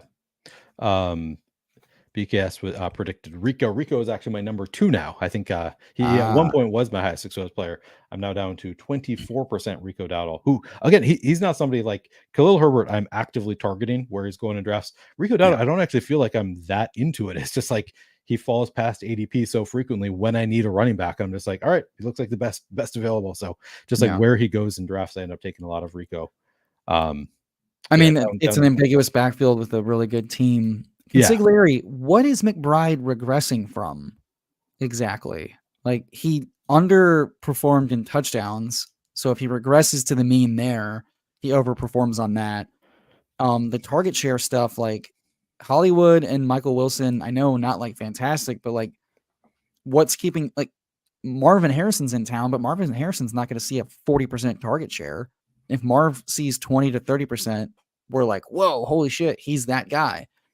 Who else is getting targets? Like McBride's the number 2. He could still get a 20 to 25% target share. He's very athletic. He's a big body. They only have 2 of those in town. Improved quarterback play. And a healthy Kyler from the get-go, and just like potentially an improved line with like the additions. Like he's set up to be mini Gronk, mini Kelsey. Like I don't get what he's regressing from. Like he's the only concern would be like they just don't want to utilize him as the main guy, which would not make sense because they need their players to like eat, and he proved he could eat. We do have we could do Kittle, throw him onto our Debo stack, or we could just continue. I mean, Hopkins or Addison would be top of ADP. We can get your guy Ladd again. There's ADP overall. I think I'd go Ladd over Hopkins. I'm okay with Addison too if you want to mix him in. I just think we don't want to get too old with this team at wide receiver. Ladd. I like Addison. I actually think I take my fair share of Addison. I'm not like super bullish on him. I do like Hawkinson. I'm expecting to miss some time. I'm not drafting much Hawkinson, so they end up taking a lot of Addison. But since you're on the stream and he's in the thumbnail, let's just go double Ladd today. I mean, you need to catch up in your portfolio, so who better to do it with? Yeah, exactly. Getting my also, Ladd. If you're setting up quarterback stacks, Herbert in the 130s with Lamar feels good. as both Roman Empire quarterbacks, past and present. That's fun. Yeah, that is still I am a little bit concerned with taking JJ McCarthy like as in a 2 quarterback build. Like I think that he probably plays this year most of the year. I don't think he starts the year, so I'm a little bit 0 worried. starter reps in camp so far. Yeah, and I know it's early, but like 0, damn. Yeah, and I don't want to take Sam Darnold because I think Sam Darnold probably not starting by the playoffs. So it's tougher for me to take Addison with the like can't really stack him easily, which I don't know. Maybe I'm over factoring in him, but just kind of breaks ties away from Addison. Well, so I think his thing is he and May have risk of sitting half the year plus, which at their price isn't awful, but you don't want that in 2 quarterback builds unless you've taken an elite. And so I prefer him when I'm taking late quarterbacks. Yeah. Right. Or a elite quarterback with a late bye, which Lamar and Allen do have. True. All that said, guys can miss time. A 0 at quarterback for even 1 week really hurts your advance rate, which, you don't want to stack those unnecessary losses and dinks. And also, what if we get confirmation that he's mixing in with the starter reps. They have a week 6 bye, and the market just decides, okay, he probably starts by like week 5 or week 7. His price, even if he gets named the starter, his price does what? Goes up into the Baker range. Like it's not that meaningfully different to get some confirmation on him and May this early of like where the tea leaves are going. And May's tea leaves are much better than McCarthy's right now. Like McCarthy's OC and coach are saying like, hey, he's improved some things early on. He fit the system when we drafted him. He's fitting in well. He's already jumped from bottom of the pecking order to number 2 in the pecking order for like quarterback reps. Whereas all the beats are like, Darnold looks great and JJ hasn't taken any starter reps. And it's like, well, that's a little weird considering they took him at 10. But the sentiment's kind of like, well, he's a little raw. We have no rush to like not slow roll him. And it's like, I have a grainy read on what they want to do and how they want to handle it. I'm leaning just the bye week, like rookie starts out of the bye week 7. But maybe Darnold in the Shanny offense looks fine enough that they go like, we had Mullins, we don't care. Right. And so, yeah, why take that risk right now with that being the vibe? I think that Sam Darnold is more of an unknown than most people. Like most people just think he sucks. I don't think he necessarily sucks. I think he's an unknown. All right, let's take. I'm not a huge JMO guy, but I could take him here if you wanted to, or just go running back. Now we've got 4 receivers. We don't need a reach. Let's take a fun running back or tight end. Let's see. We got Atlanta. Najee. Oh, take Brooks. Take Brooks. Where is Brooks? Oh, brutal. What? I thought I did that with plenty of time. Jeez. Damn it. ETR ranks have him up too high. We didn't even get the value in Kamara.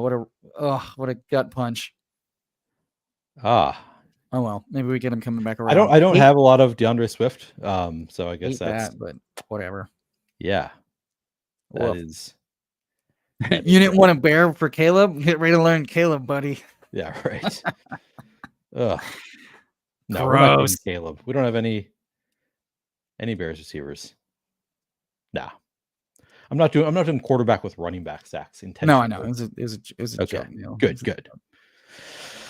Damn. 25% Herbert, number 2 in exposure. Love that for C40. Wicks, number 1. This is C40. You're my guy, Chris. You do know ball. Turns out. Okay. The bear case for regression has come in. Yeah, target share was 26%. That's really fucking good. Who'd they add? Marv. That was it. Don't see anywhere close to that.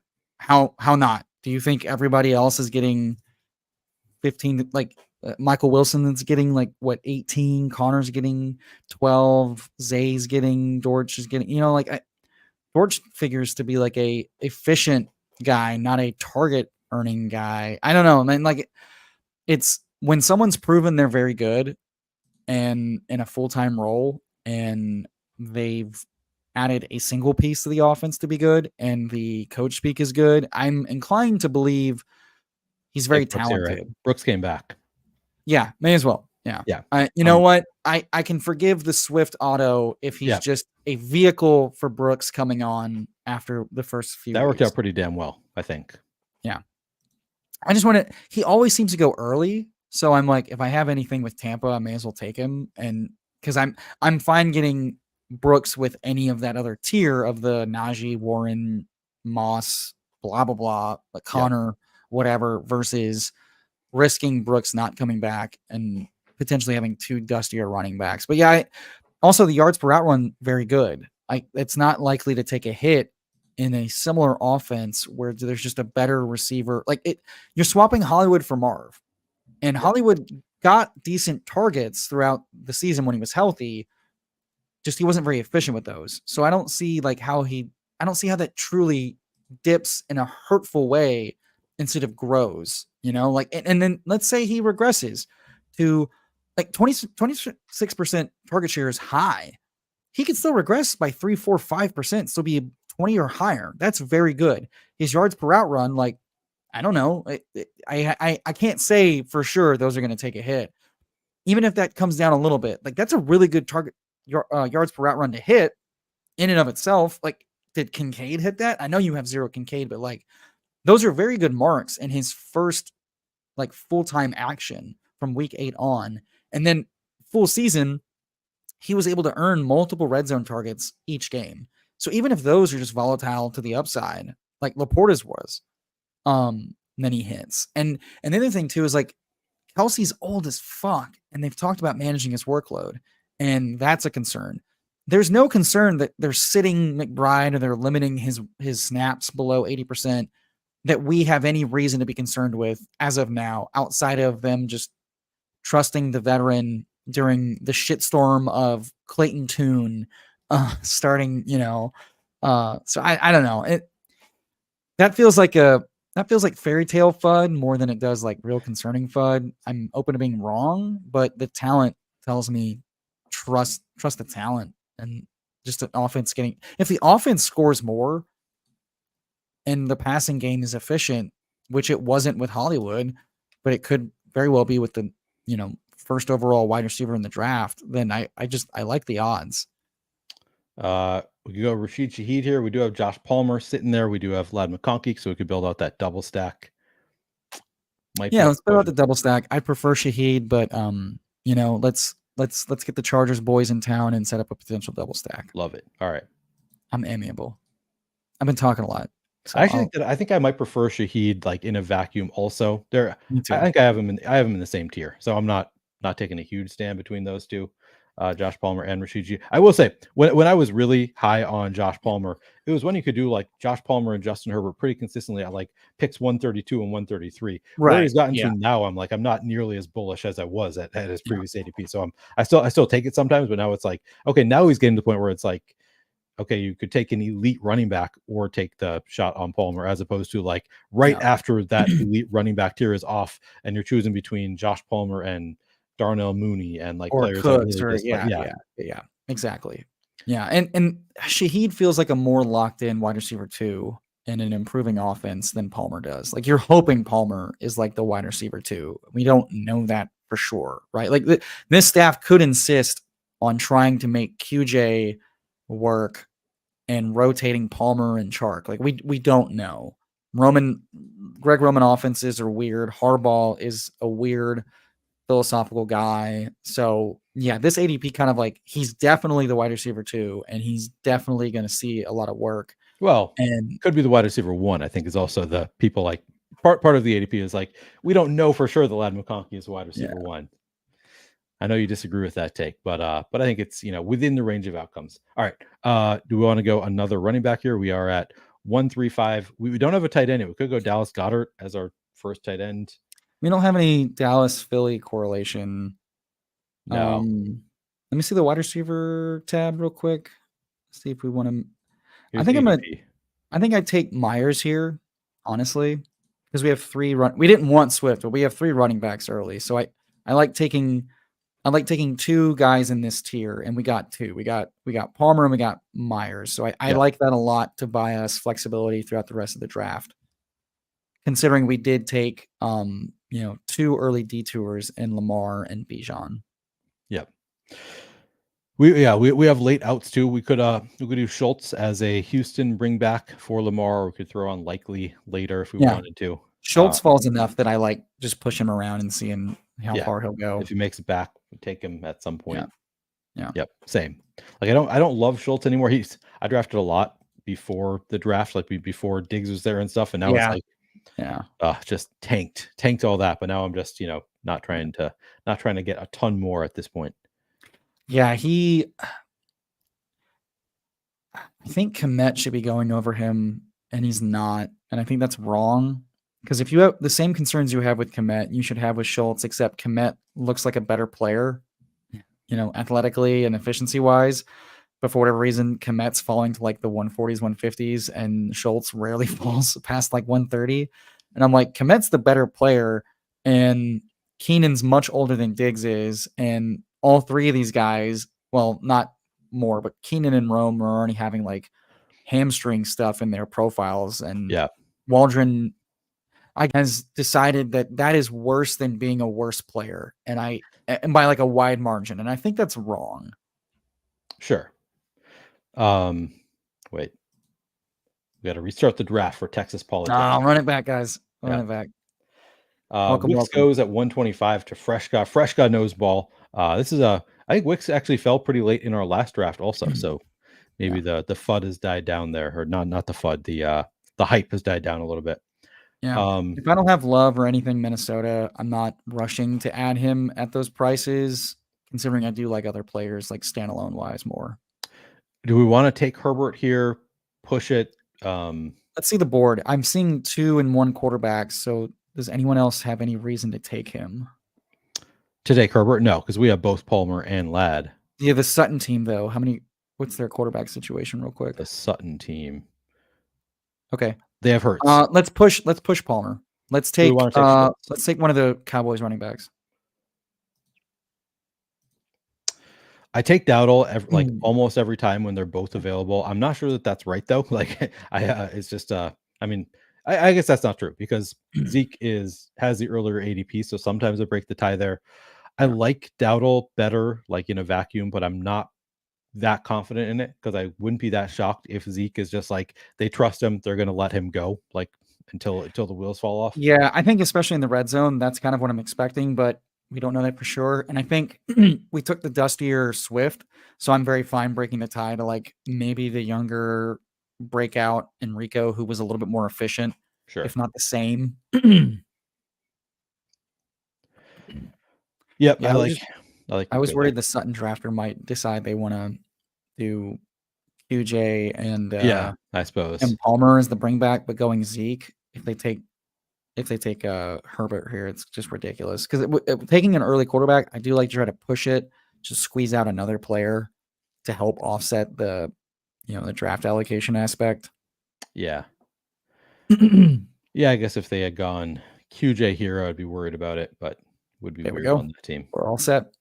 Oh, and Schultz went. All right, that's good to know. So we are pushing tight end. This is probably going to end up being a 3 tight end team. Yeah. And I mean, we're probably good at quarterback at this point. Yeah, I'm very set, especially because we haven't double stacked. Team's looking good. All right, I'll read off the team. Service the audio listeners. We have Lamar Jackson and Justin Herbert at quarterback. Running back, Bijan Robinson, DeAndre Swift, Jonathan Brooks, and Rico Dowdle. Wide receiver, Deebo Samuel, Zay Flowers, Chris Godwin, Ladd McConkey, Josh Palmer, and Jacoby Myers, and 0 tight ends so far. We'll hammer 3 late, and we'll turn it around. We'll turn this into. I'm liking this team. I shouldn't say turn it around. We'll turn around the tight end room, but I am liking the team overall. I mean, yeah, if you're gonna, I think if you're taking a detour, and we took 2, like taking an early running back and taking an early quarterback, a position's got to give. And again, I'm very comfortable making that position the most low-scoring, volatile position, in and of itself. Like I think that's very fine. I just think that's the prudent way to do draft allocation. And I think the late quarter, like with so many tight ends being pushed down, the options like early on, it was probably much worse to push them. But now with guys like Komet and Fant and Henry and Jonnu all being very cheap and very late, I see no reason not to like. Freiermuth is probably the more priority, like mid-range target. But outside of that, it's like I'm not rushing to get a Goddard or a Schultz when I can get the same type of bet. I know talent-wise, whatever, but like Otten runs all the routes for like 7 rounds cheaper. I'm not in desperate need of getting the 3rd or 4th target on an offense in Schultz and Goddard when the opportunity cost is a running back 3, a wide receiver 4, when you didn't prioritize wide receiver early. Right. So, yeah. Starkindler says some interesting Kittle news breaking, not anything nuts, but his recent surgery dropped him 30 pounds. I didn't even know that George Kittle had surgery. What do you have surgery on? He finally got his groin addressed, I believe. He had a groin injury all last year. He struggled with it off and on. Penis reduction surgery. Yeah, so I think he got his crotch adjusted, and his big cock dropped him 30 pounds. Yeah. You hate to see it. I mean, he did the nerdy tenor. He did the nerdy tenor thing. Does that mean he's gonna run more routes because he's not blocking as much because he lost 30 pounds? Good point. That I mean, probably not. It probably doesn't mean that because he likes blocking so much. They'll probably just let him do what he loves to do. It's just those But huge maybe balls. Also, was that 30 pounds like rehabbing? Or is he still down 30 pounds like in camp?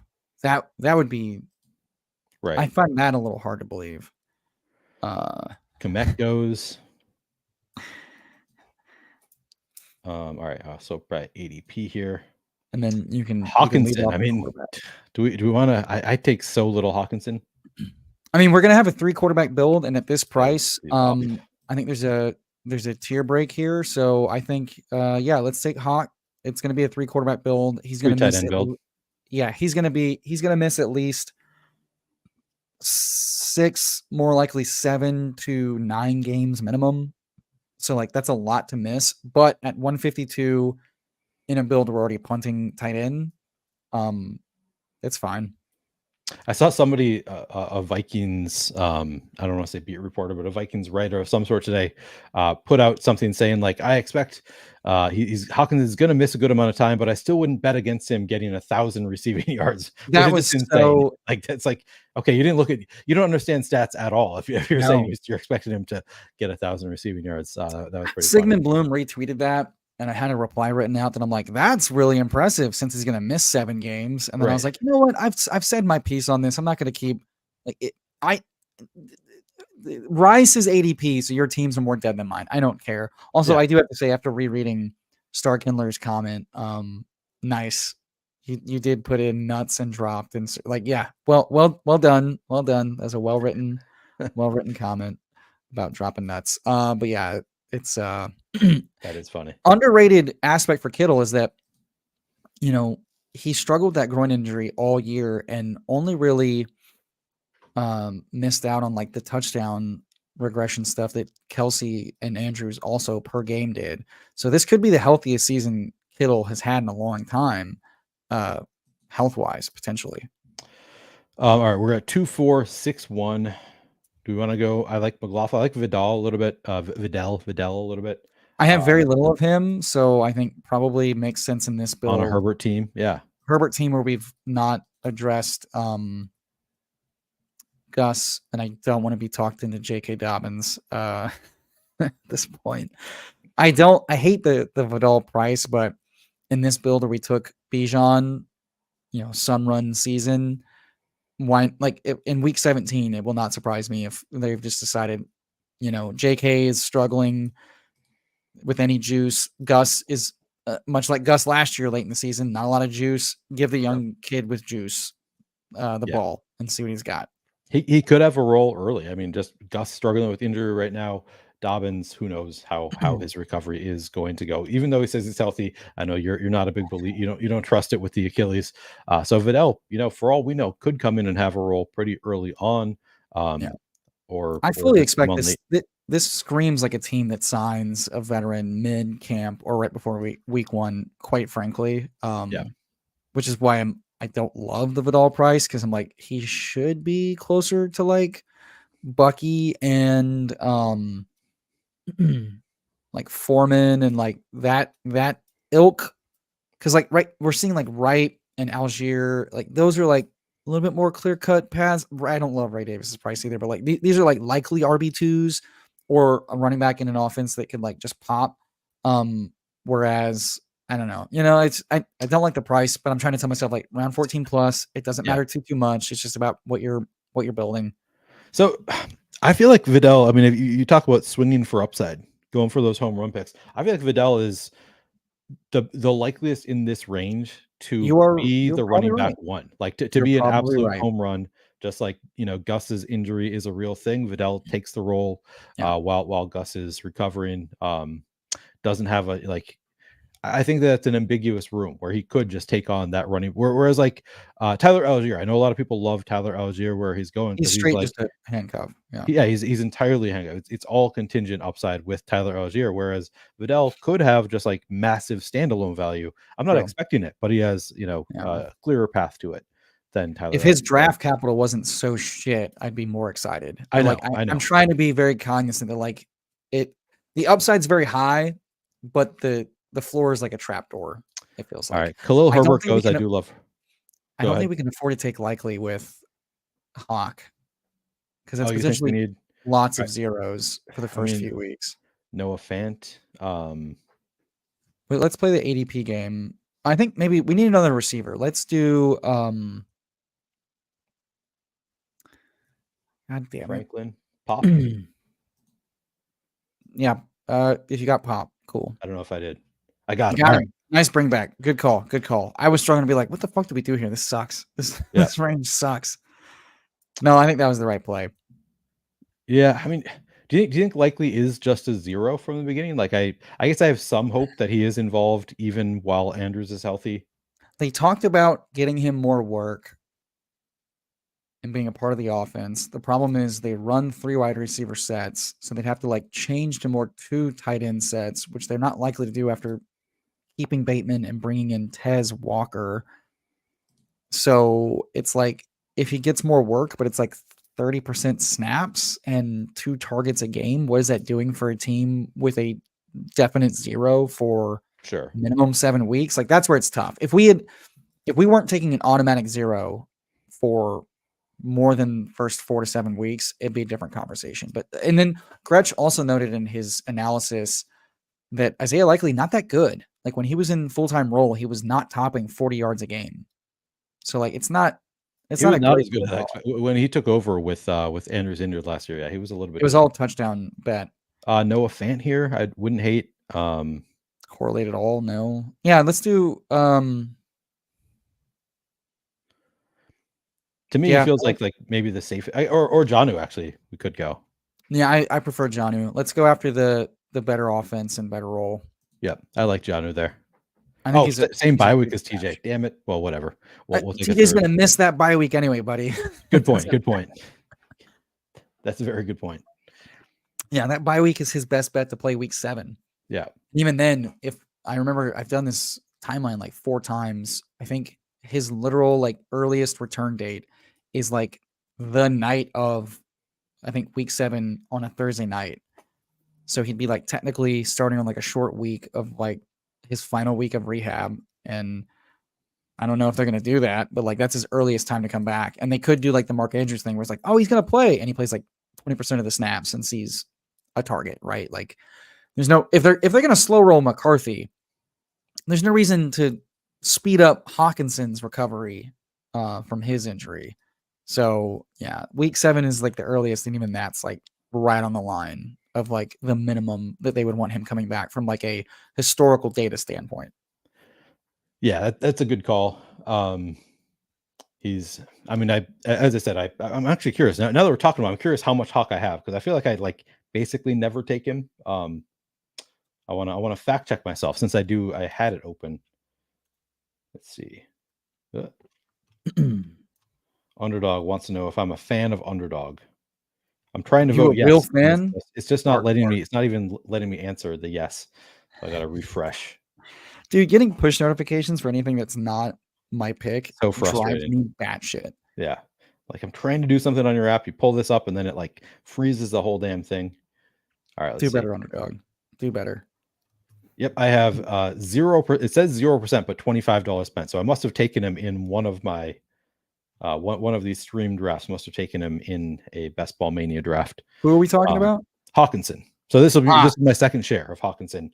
Yeah, in his every price is finally like decent, and I do think like he's gonna get popped. And the second he gets popped, it's just did he rise to fall back to where like 150s, 160s, or is he gonna steadily kind of slip as people go like, oh shit, very unlikely he starts the season, and then they get popped, and then he gets double counted into like the 180s, like Jawan.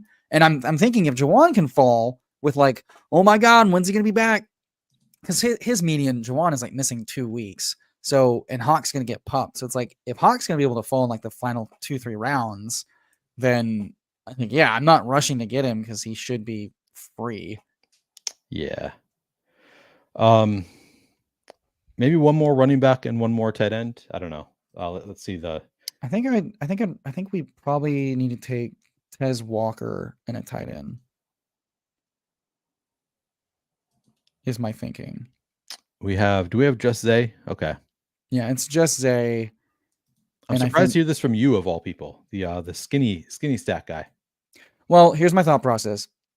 We punted receiver quite a bit, and I'd like a little bit more juice. And rookie juice is one of the easiest things you can pull a lever on. And we only have True. one rookie on this wide receiver team. Um, it's a cheap stack with the quarterback. And if we didn't get Andrews, and we're not taking Bateman, like I know this like deep role exists in this offense, and it's going to be one of Zay or Walker, if not both. And I think we probably needed one more receiver. At that point, I lean rookie and I lean stack. So he checks both those. But I'm going to take Walker over fucking Chark any day of the week. So it's an easy click there. I don't never double. It's just I would like to not force the issue and just let it come to me. So yeah, I think at that price that makes a lot of sense. And then because the tight end, it doesn't matter. We're gonna get whoever's left over. Yep. No, I like the pick. I'm happy with that, and I think that our running backs are probably cromulent. We it's took a Bijan little in the bit thin. first. I think that's We a build did. you usually do 5. Good point. Good point. Yeah. All right, Jawan Johnson goes. Because we also took Swift in like the fucking 7th. So like we backed ourselves into a 5 running back build. Yeah. Oh. And these are some buttes here that we're looking at. Very nice. God. I guess Hurst is. I have no idea what to do with him. He's related. getting like rave reviews and shorts, but like he did nothing last year. Yeah, I took a lot of them last year. It was painful. Dulcich is there. Theo Johnson. I think we take Tucker is a bring back, and Sanders. We have take Sanders. He like correlates Sanders with Brooks, and Godwin's the bring back. That's the easy. Okay. We almost fumbled the ball there. That was almost egregious. We almost took a dusty veteran instead of probably the clear cut tight end. It would be the one scenario where I take Hurst is where I need one more tight end and I have the quarterback. It's like, okay, maybe this is the spot to get my share of Hayden Hurst. But I hear you. Like you don't need to get shares of everybody. Yeah, here's the problem. Like he's not even listed in like this, like even in like the fake depth chart on the site, he's not even listed. And his concussion injury was like really, really bad. Yeah. So I'm like, I don't know if he's going to actually make the final roster after camp and preseason. And at that point, again, this late, let's take the guy who like his college profile and next gen stats stuff was awesome in Sanders, and his combine was awful, but he doesn't have to be a good athlete to like run all the routes. Hello, K. Dotton. And in a team where we just need to not take zeros, with Hawk, I think Sanders was probably the move, especially we made a bet on Brooks. We got the Godwin bring back. That seemed like the right move. I'm going to be hammering the Rams tight end whenever we get clarity on that. But because we took Hawk, I was hesitant to say definitely hammer Parkinson, because it's like, I think he's the favorite right now, but it's still ambiguous if he's going to see that work or if it's going to be Dennis Allen, Right. Or is it Davis Allen? Davis Allen. Davis Allen. Yeah. Hurst was taken in the first round of the NFL draft a few years back, man. And lost his job to Andrews. What a fall from grace. That's right. Stephanie has also not taken any. I might have a share or two like in pre-draft stuff. I don't know. Definitely not a ton though. We are coming up on the end. I get Dennis Allen from the Saints confused with Davis Allen all the time. Oh, that's right. Are you a Game of Thrones guy? Yeah, I watched it. Have you started watching the House of the Dragon new season? I made it like 6 episodes into it, like a year or so ago, and then just kind of fell off. And I know the new season just came out, but I'm having a hard time giving a shit.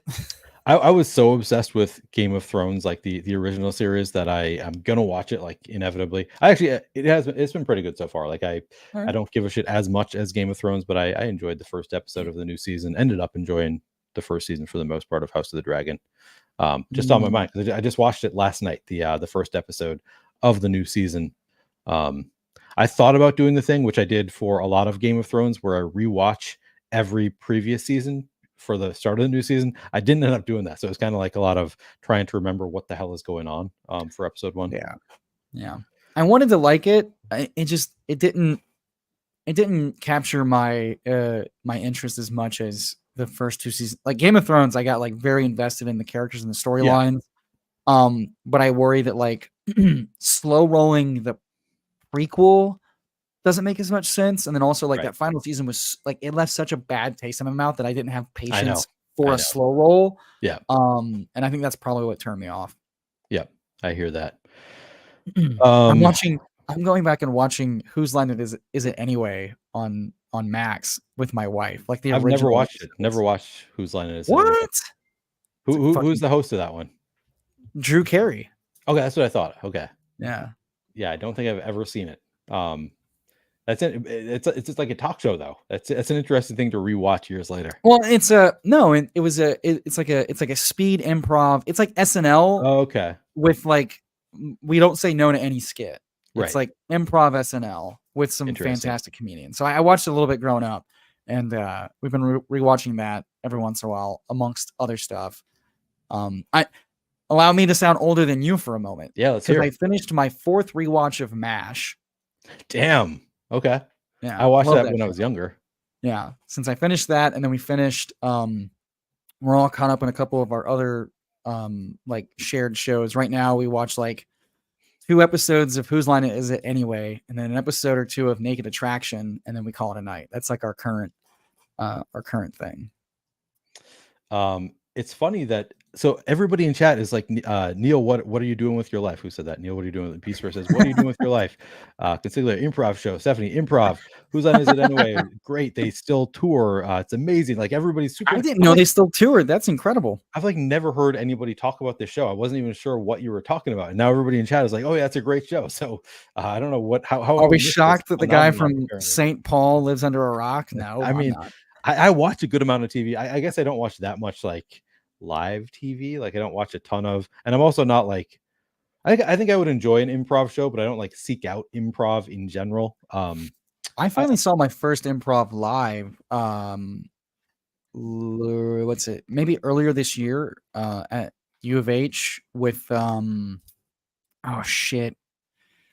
What's his name? Big hair from Parks and Rec. I'm terrible with celeb names. Chris Damn Pratt. No. The skinny Ben Schwartz. Ben Schwartz. Okay, yeah. Ben Schwartz and friends. We caught them on their Houston tour. So much fun. So very funny. That was my first improv time, and that was the thing is like if I'm gonna go to improv, I want it to be like really good, and it was that really specific good. Improv being very good. Yeah, that's one of those things. It could be terrible if you get the wrong people doing it. Just like people who think they're funny trying to be funny. But if you get actual funny people, the crowd trying to be funny, or the crowd being like it was funny because they asked for like stories. And there was a couple good ones. Like a few folks in the crowd were like part of like the Olympic lift team competitions for like worlds. So like that was fun.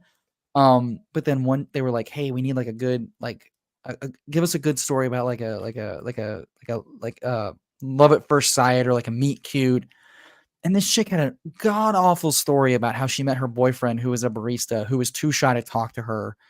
And like the setup was like 5 minutes of like how she was a regular and he wouldn't talk to her. And they were like, and I did enjoy them being like, you got to speed this up and make this good. Otherwise we're like, this is a shit story. And people were like, oh, I thought it was a good story in my head. I'm like, have you never told another soul this story? This is a boring story. What are you doing? Yeah, that's funny.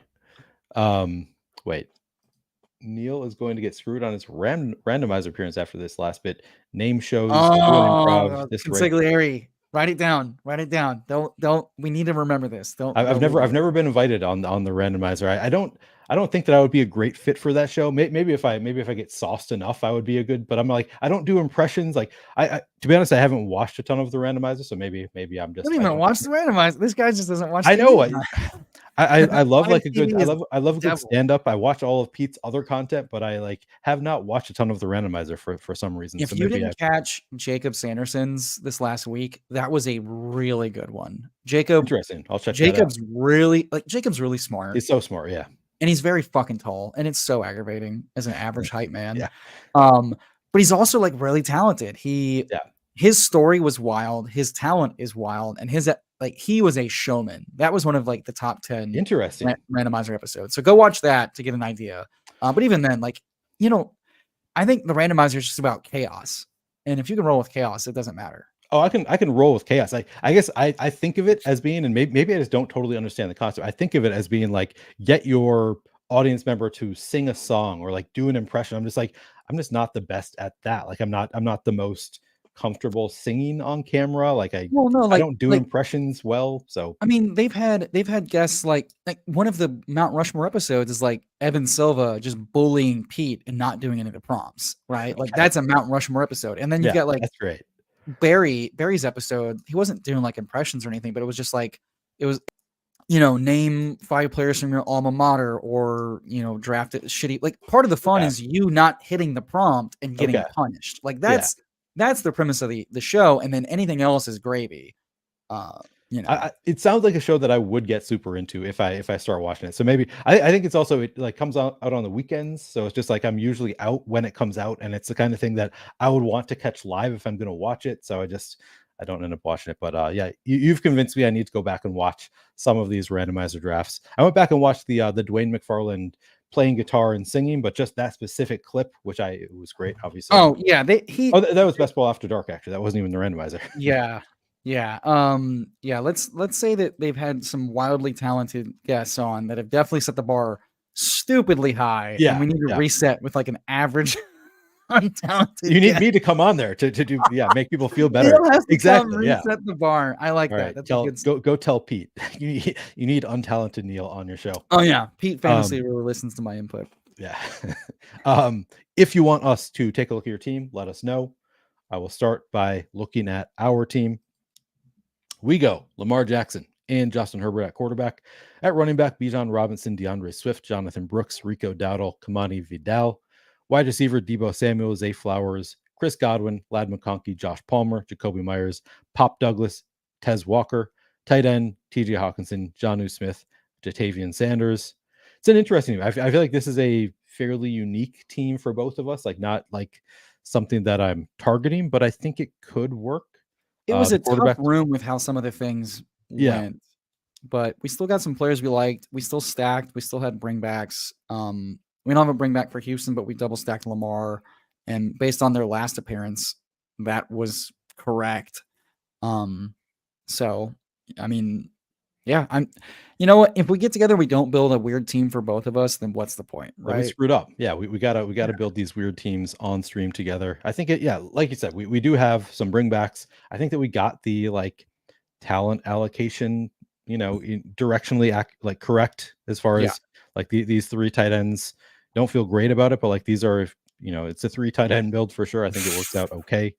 Like you said, we got a couple double sacks. We have at least 1 bring back for the Chargers bit. So I think it works out okay. We have the added Kamani Vidal on the Chargers stack. Decent enough team. I mean, yeah, if this team was in the playoffs with what we know now, 2 high spike week quarterbacks, both stacked, a lot of really young, awesome talent at running back, and DeAndre Swift, and then the I didn't wide know receiver you hated room. DeAndre Swift that much. Damn. I thought it was just like he wasn't who I wanted. I didn't realize that you're like really anti-Swift. I don't take a lot of Swift. I don't either, but I'm very bearish on his role and his ability to like not get phased out. To be determined. But like I think 2-5-8-3, like this is what you want. You want guys that can pop, guys that can play a role. I think advancement wise, like I think we balance everything right with a room we kind of like and kind of don't like. And those tend to be the teams that make noise. Yep. Yep, exactly. All right, we did get a few people who said that we can look at their teams. Good to see. Thank you for your consent to look at your team. We've seen a lot of fellow streamers in the chat. Meg here, I saw Pounder, Pat from Pounders was in here earlier. Of course, Bindles, a lot of good streamers. Stephanie, who I guess doesn't stream on her own. All right, we will take a look at. So starting with Beastburf. Beastburf's team from the. Wait, I'm confused. Which hole is we were the. Beastburf is the 6 hole. I was confused by this 8.1 up here. I was like, wait, is this the 8 hole? But no, he's the 6 hole. Okay. Beastburf goes Jared Goff and Deshaun Watson at quarterback. At running back, David Montgomery, Jalen Warren, Chase Brown, Jerome Ford. Ray Davis, Eli Mitchell, CEH. Wait, what are you responding? Holy shit to? Goff Watson is your quarterback room. Like, Right Jesus. away. Did you need a seventh running back over a third quarterback in this build? I struggle to say yes, but okay. Yeah, it's a little bit thin, but I think ETR is super high on Deshaun Watson. Yeah, no reason not to be, right? Like The zero fact that he concern. doesn't want to play football and might get arrested at any moment. Yeah, no Can we worries there. not talk about the fact that he has a hurt throwing shoulder and he's rehabbing it from it? But like, it was much worse. Like, he wasn't good before that, unlike AR, and his Right. rehab has been tentative. And even before then, like it's just he has a chance to start slow. The positives are Ken Dorsey's his new OC running like empty shotgun stuff, so that helps. But like, this is the team that if he's missing time with injury again or sucking really bad, and he sucked really bad. Like they won games in spite of him because of the defense. And if they have any sort of defensive regression and the run game is definitely going to be weaker, like there's no reason not to just like trot Winston out there and just yellow ball it like they did with Flacco. So that's way thinner at quarterback than I'd prefer. It's a bit thin. Yeah. Yeah. Agreed that this would have been a 3 quarterback build for me, but we'll see what happened with the rest of his team. Maybe he got boxed out. At wide receiver, he has Amon-Ra St. Brown, Jalen Waddle, Steph Diggs, Mari Cooper, Keenan Allen, Javon Baker, Khalif Raymond, and at tight end, George Kittle and David Njoku. Love how stacked up he is. So he has Jared Goff with David Montgomery and Amon-Ra St. Brown and Khalif Raymond. And then he has George Kittle bring back there from San Francisco along with Eli Mitchell. So very stacked, very correlated. Then he has Deshaun Watson with Jerome Ford and Amari Cooper and David Njoku. Does not have anybody from Seattle bring back, but very, very well correlated at the very least. I think I agree with you. It's a little bit thin at quarterback.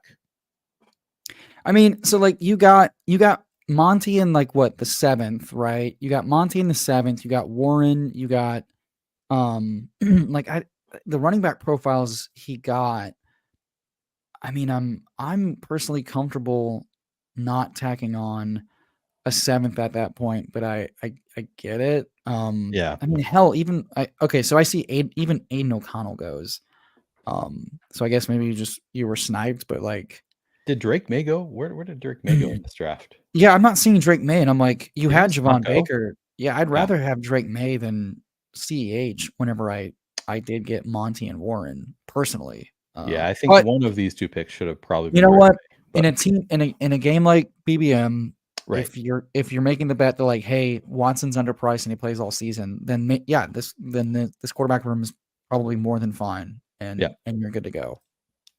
Yep. So yeah, not a little bit thin, but also could end up working out. What if? What if? You just don't know. Sorry, I drafted a Jameis Winston team yesterday. I actually had 2 teams where I set up the double stack for Jameis Winston, which I don't like. I don't like drafting Cleveland a ton. Really don't like drafting Jameis Winston, but sometimes you set it up and got sniped both of them, like by like people taking them unstacked, like 15 picks ahead of ADP. I was like, there are people who want to draft Jameis Winston like unstacked. So whatever.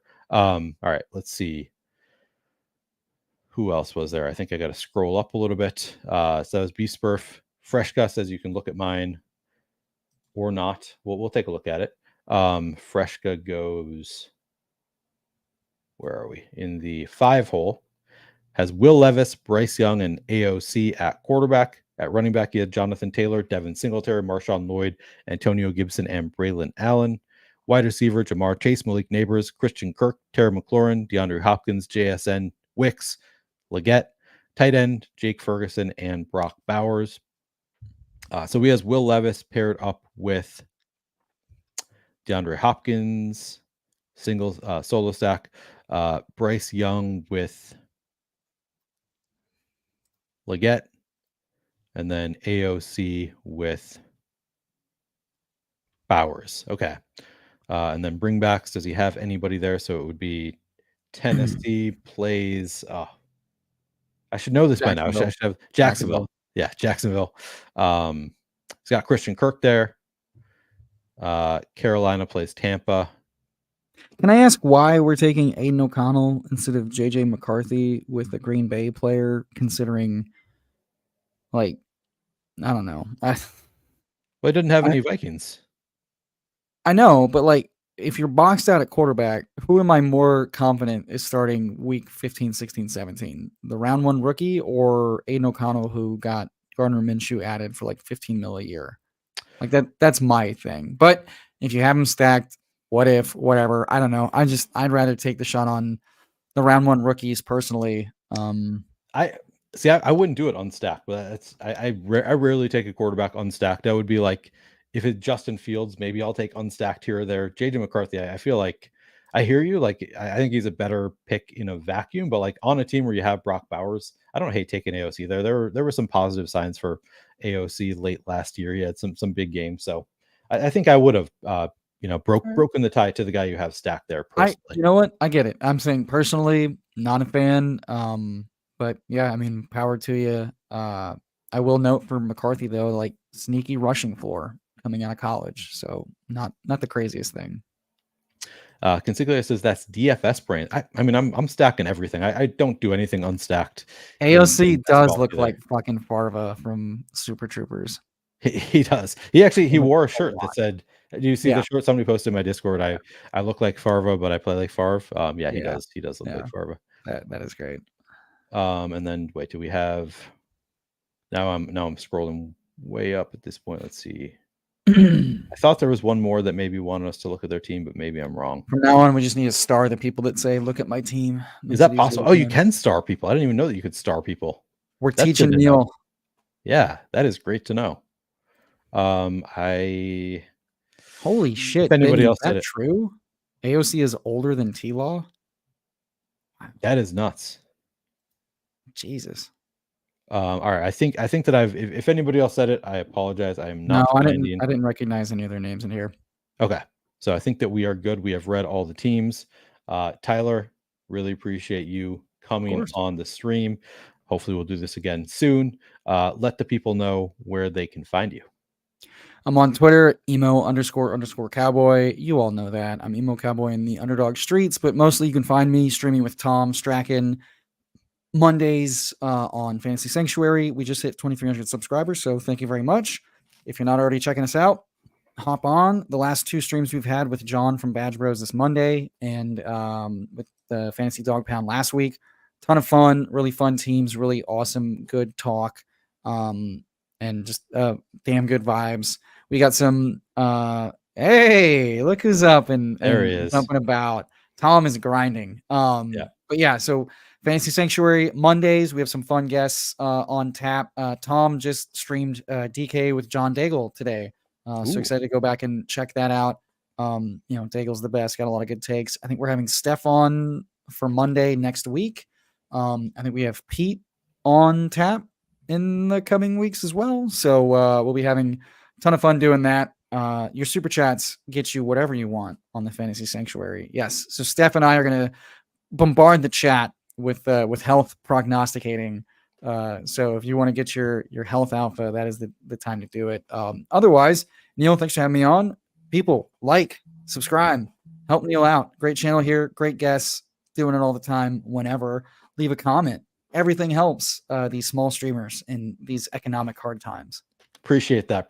Shout out, Tyler. And yeah, that is all true. Really appreciate anybody subscribing, liking the videos, etc., etc. Jack, sorry, I don't think we have time to look at your team at this point. But yeah, come stream with us tomorrow. I'll take a look at your next team tomorrow. I will be back tomorrow with Matt Savoca. So if any of you come from the Stochastic streets, you would recognize the name. He was my coworker there for a year or so. Really good guy. Really looking forward to having Matt on tomorrow. And then I got Debro coming on the channel on Friday. Both of these will be the same time as this one was at 3 p.m.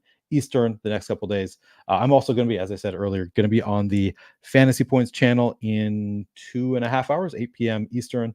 So if you're looking for a stream tonight, go check out the Fantasy Points YouTube channel. Thank you, Tyler, once again. Thank you all for hanging out with us, and we will catch you next time.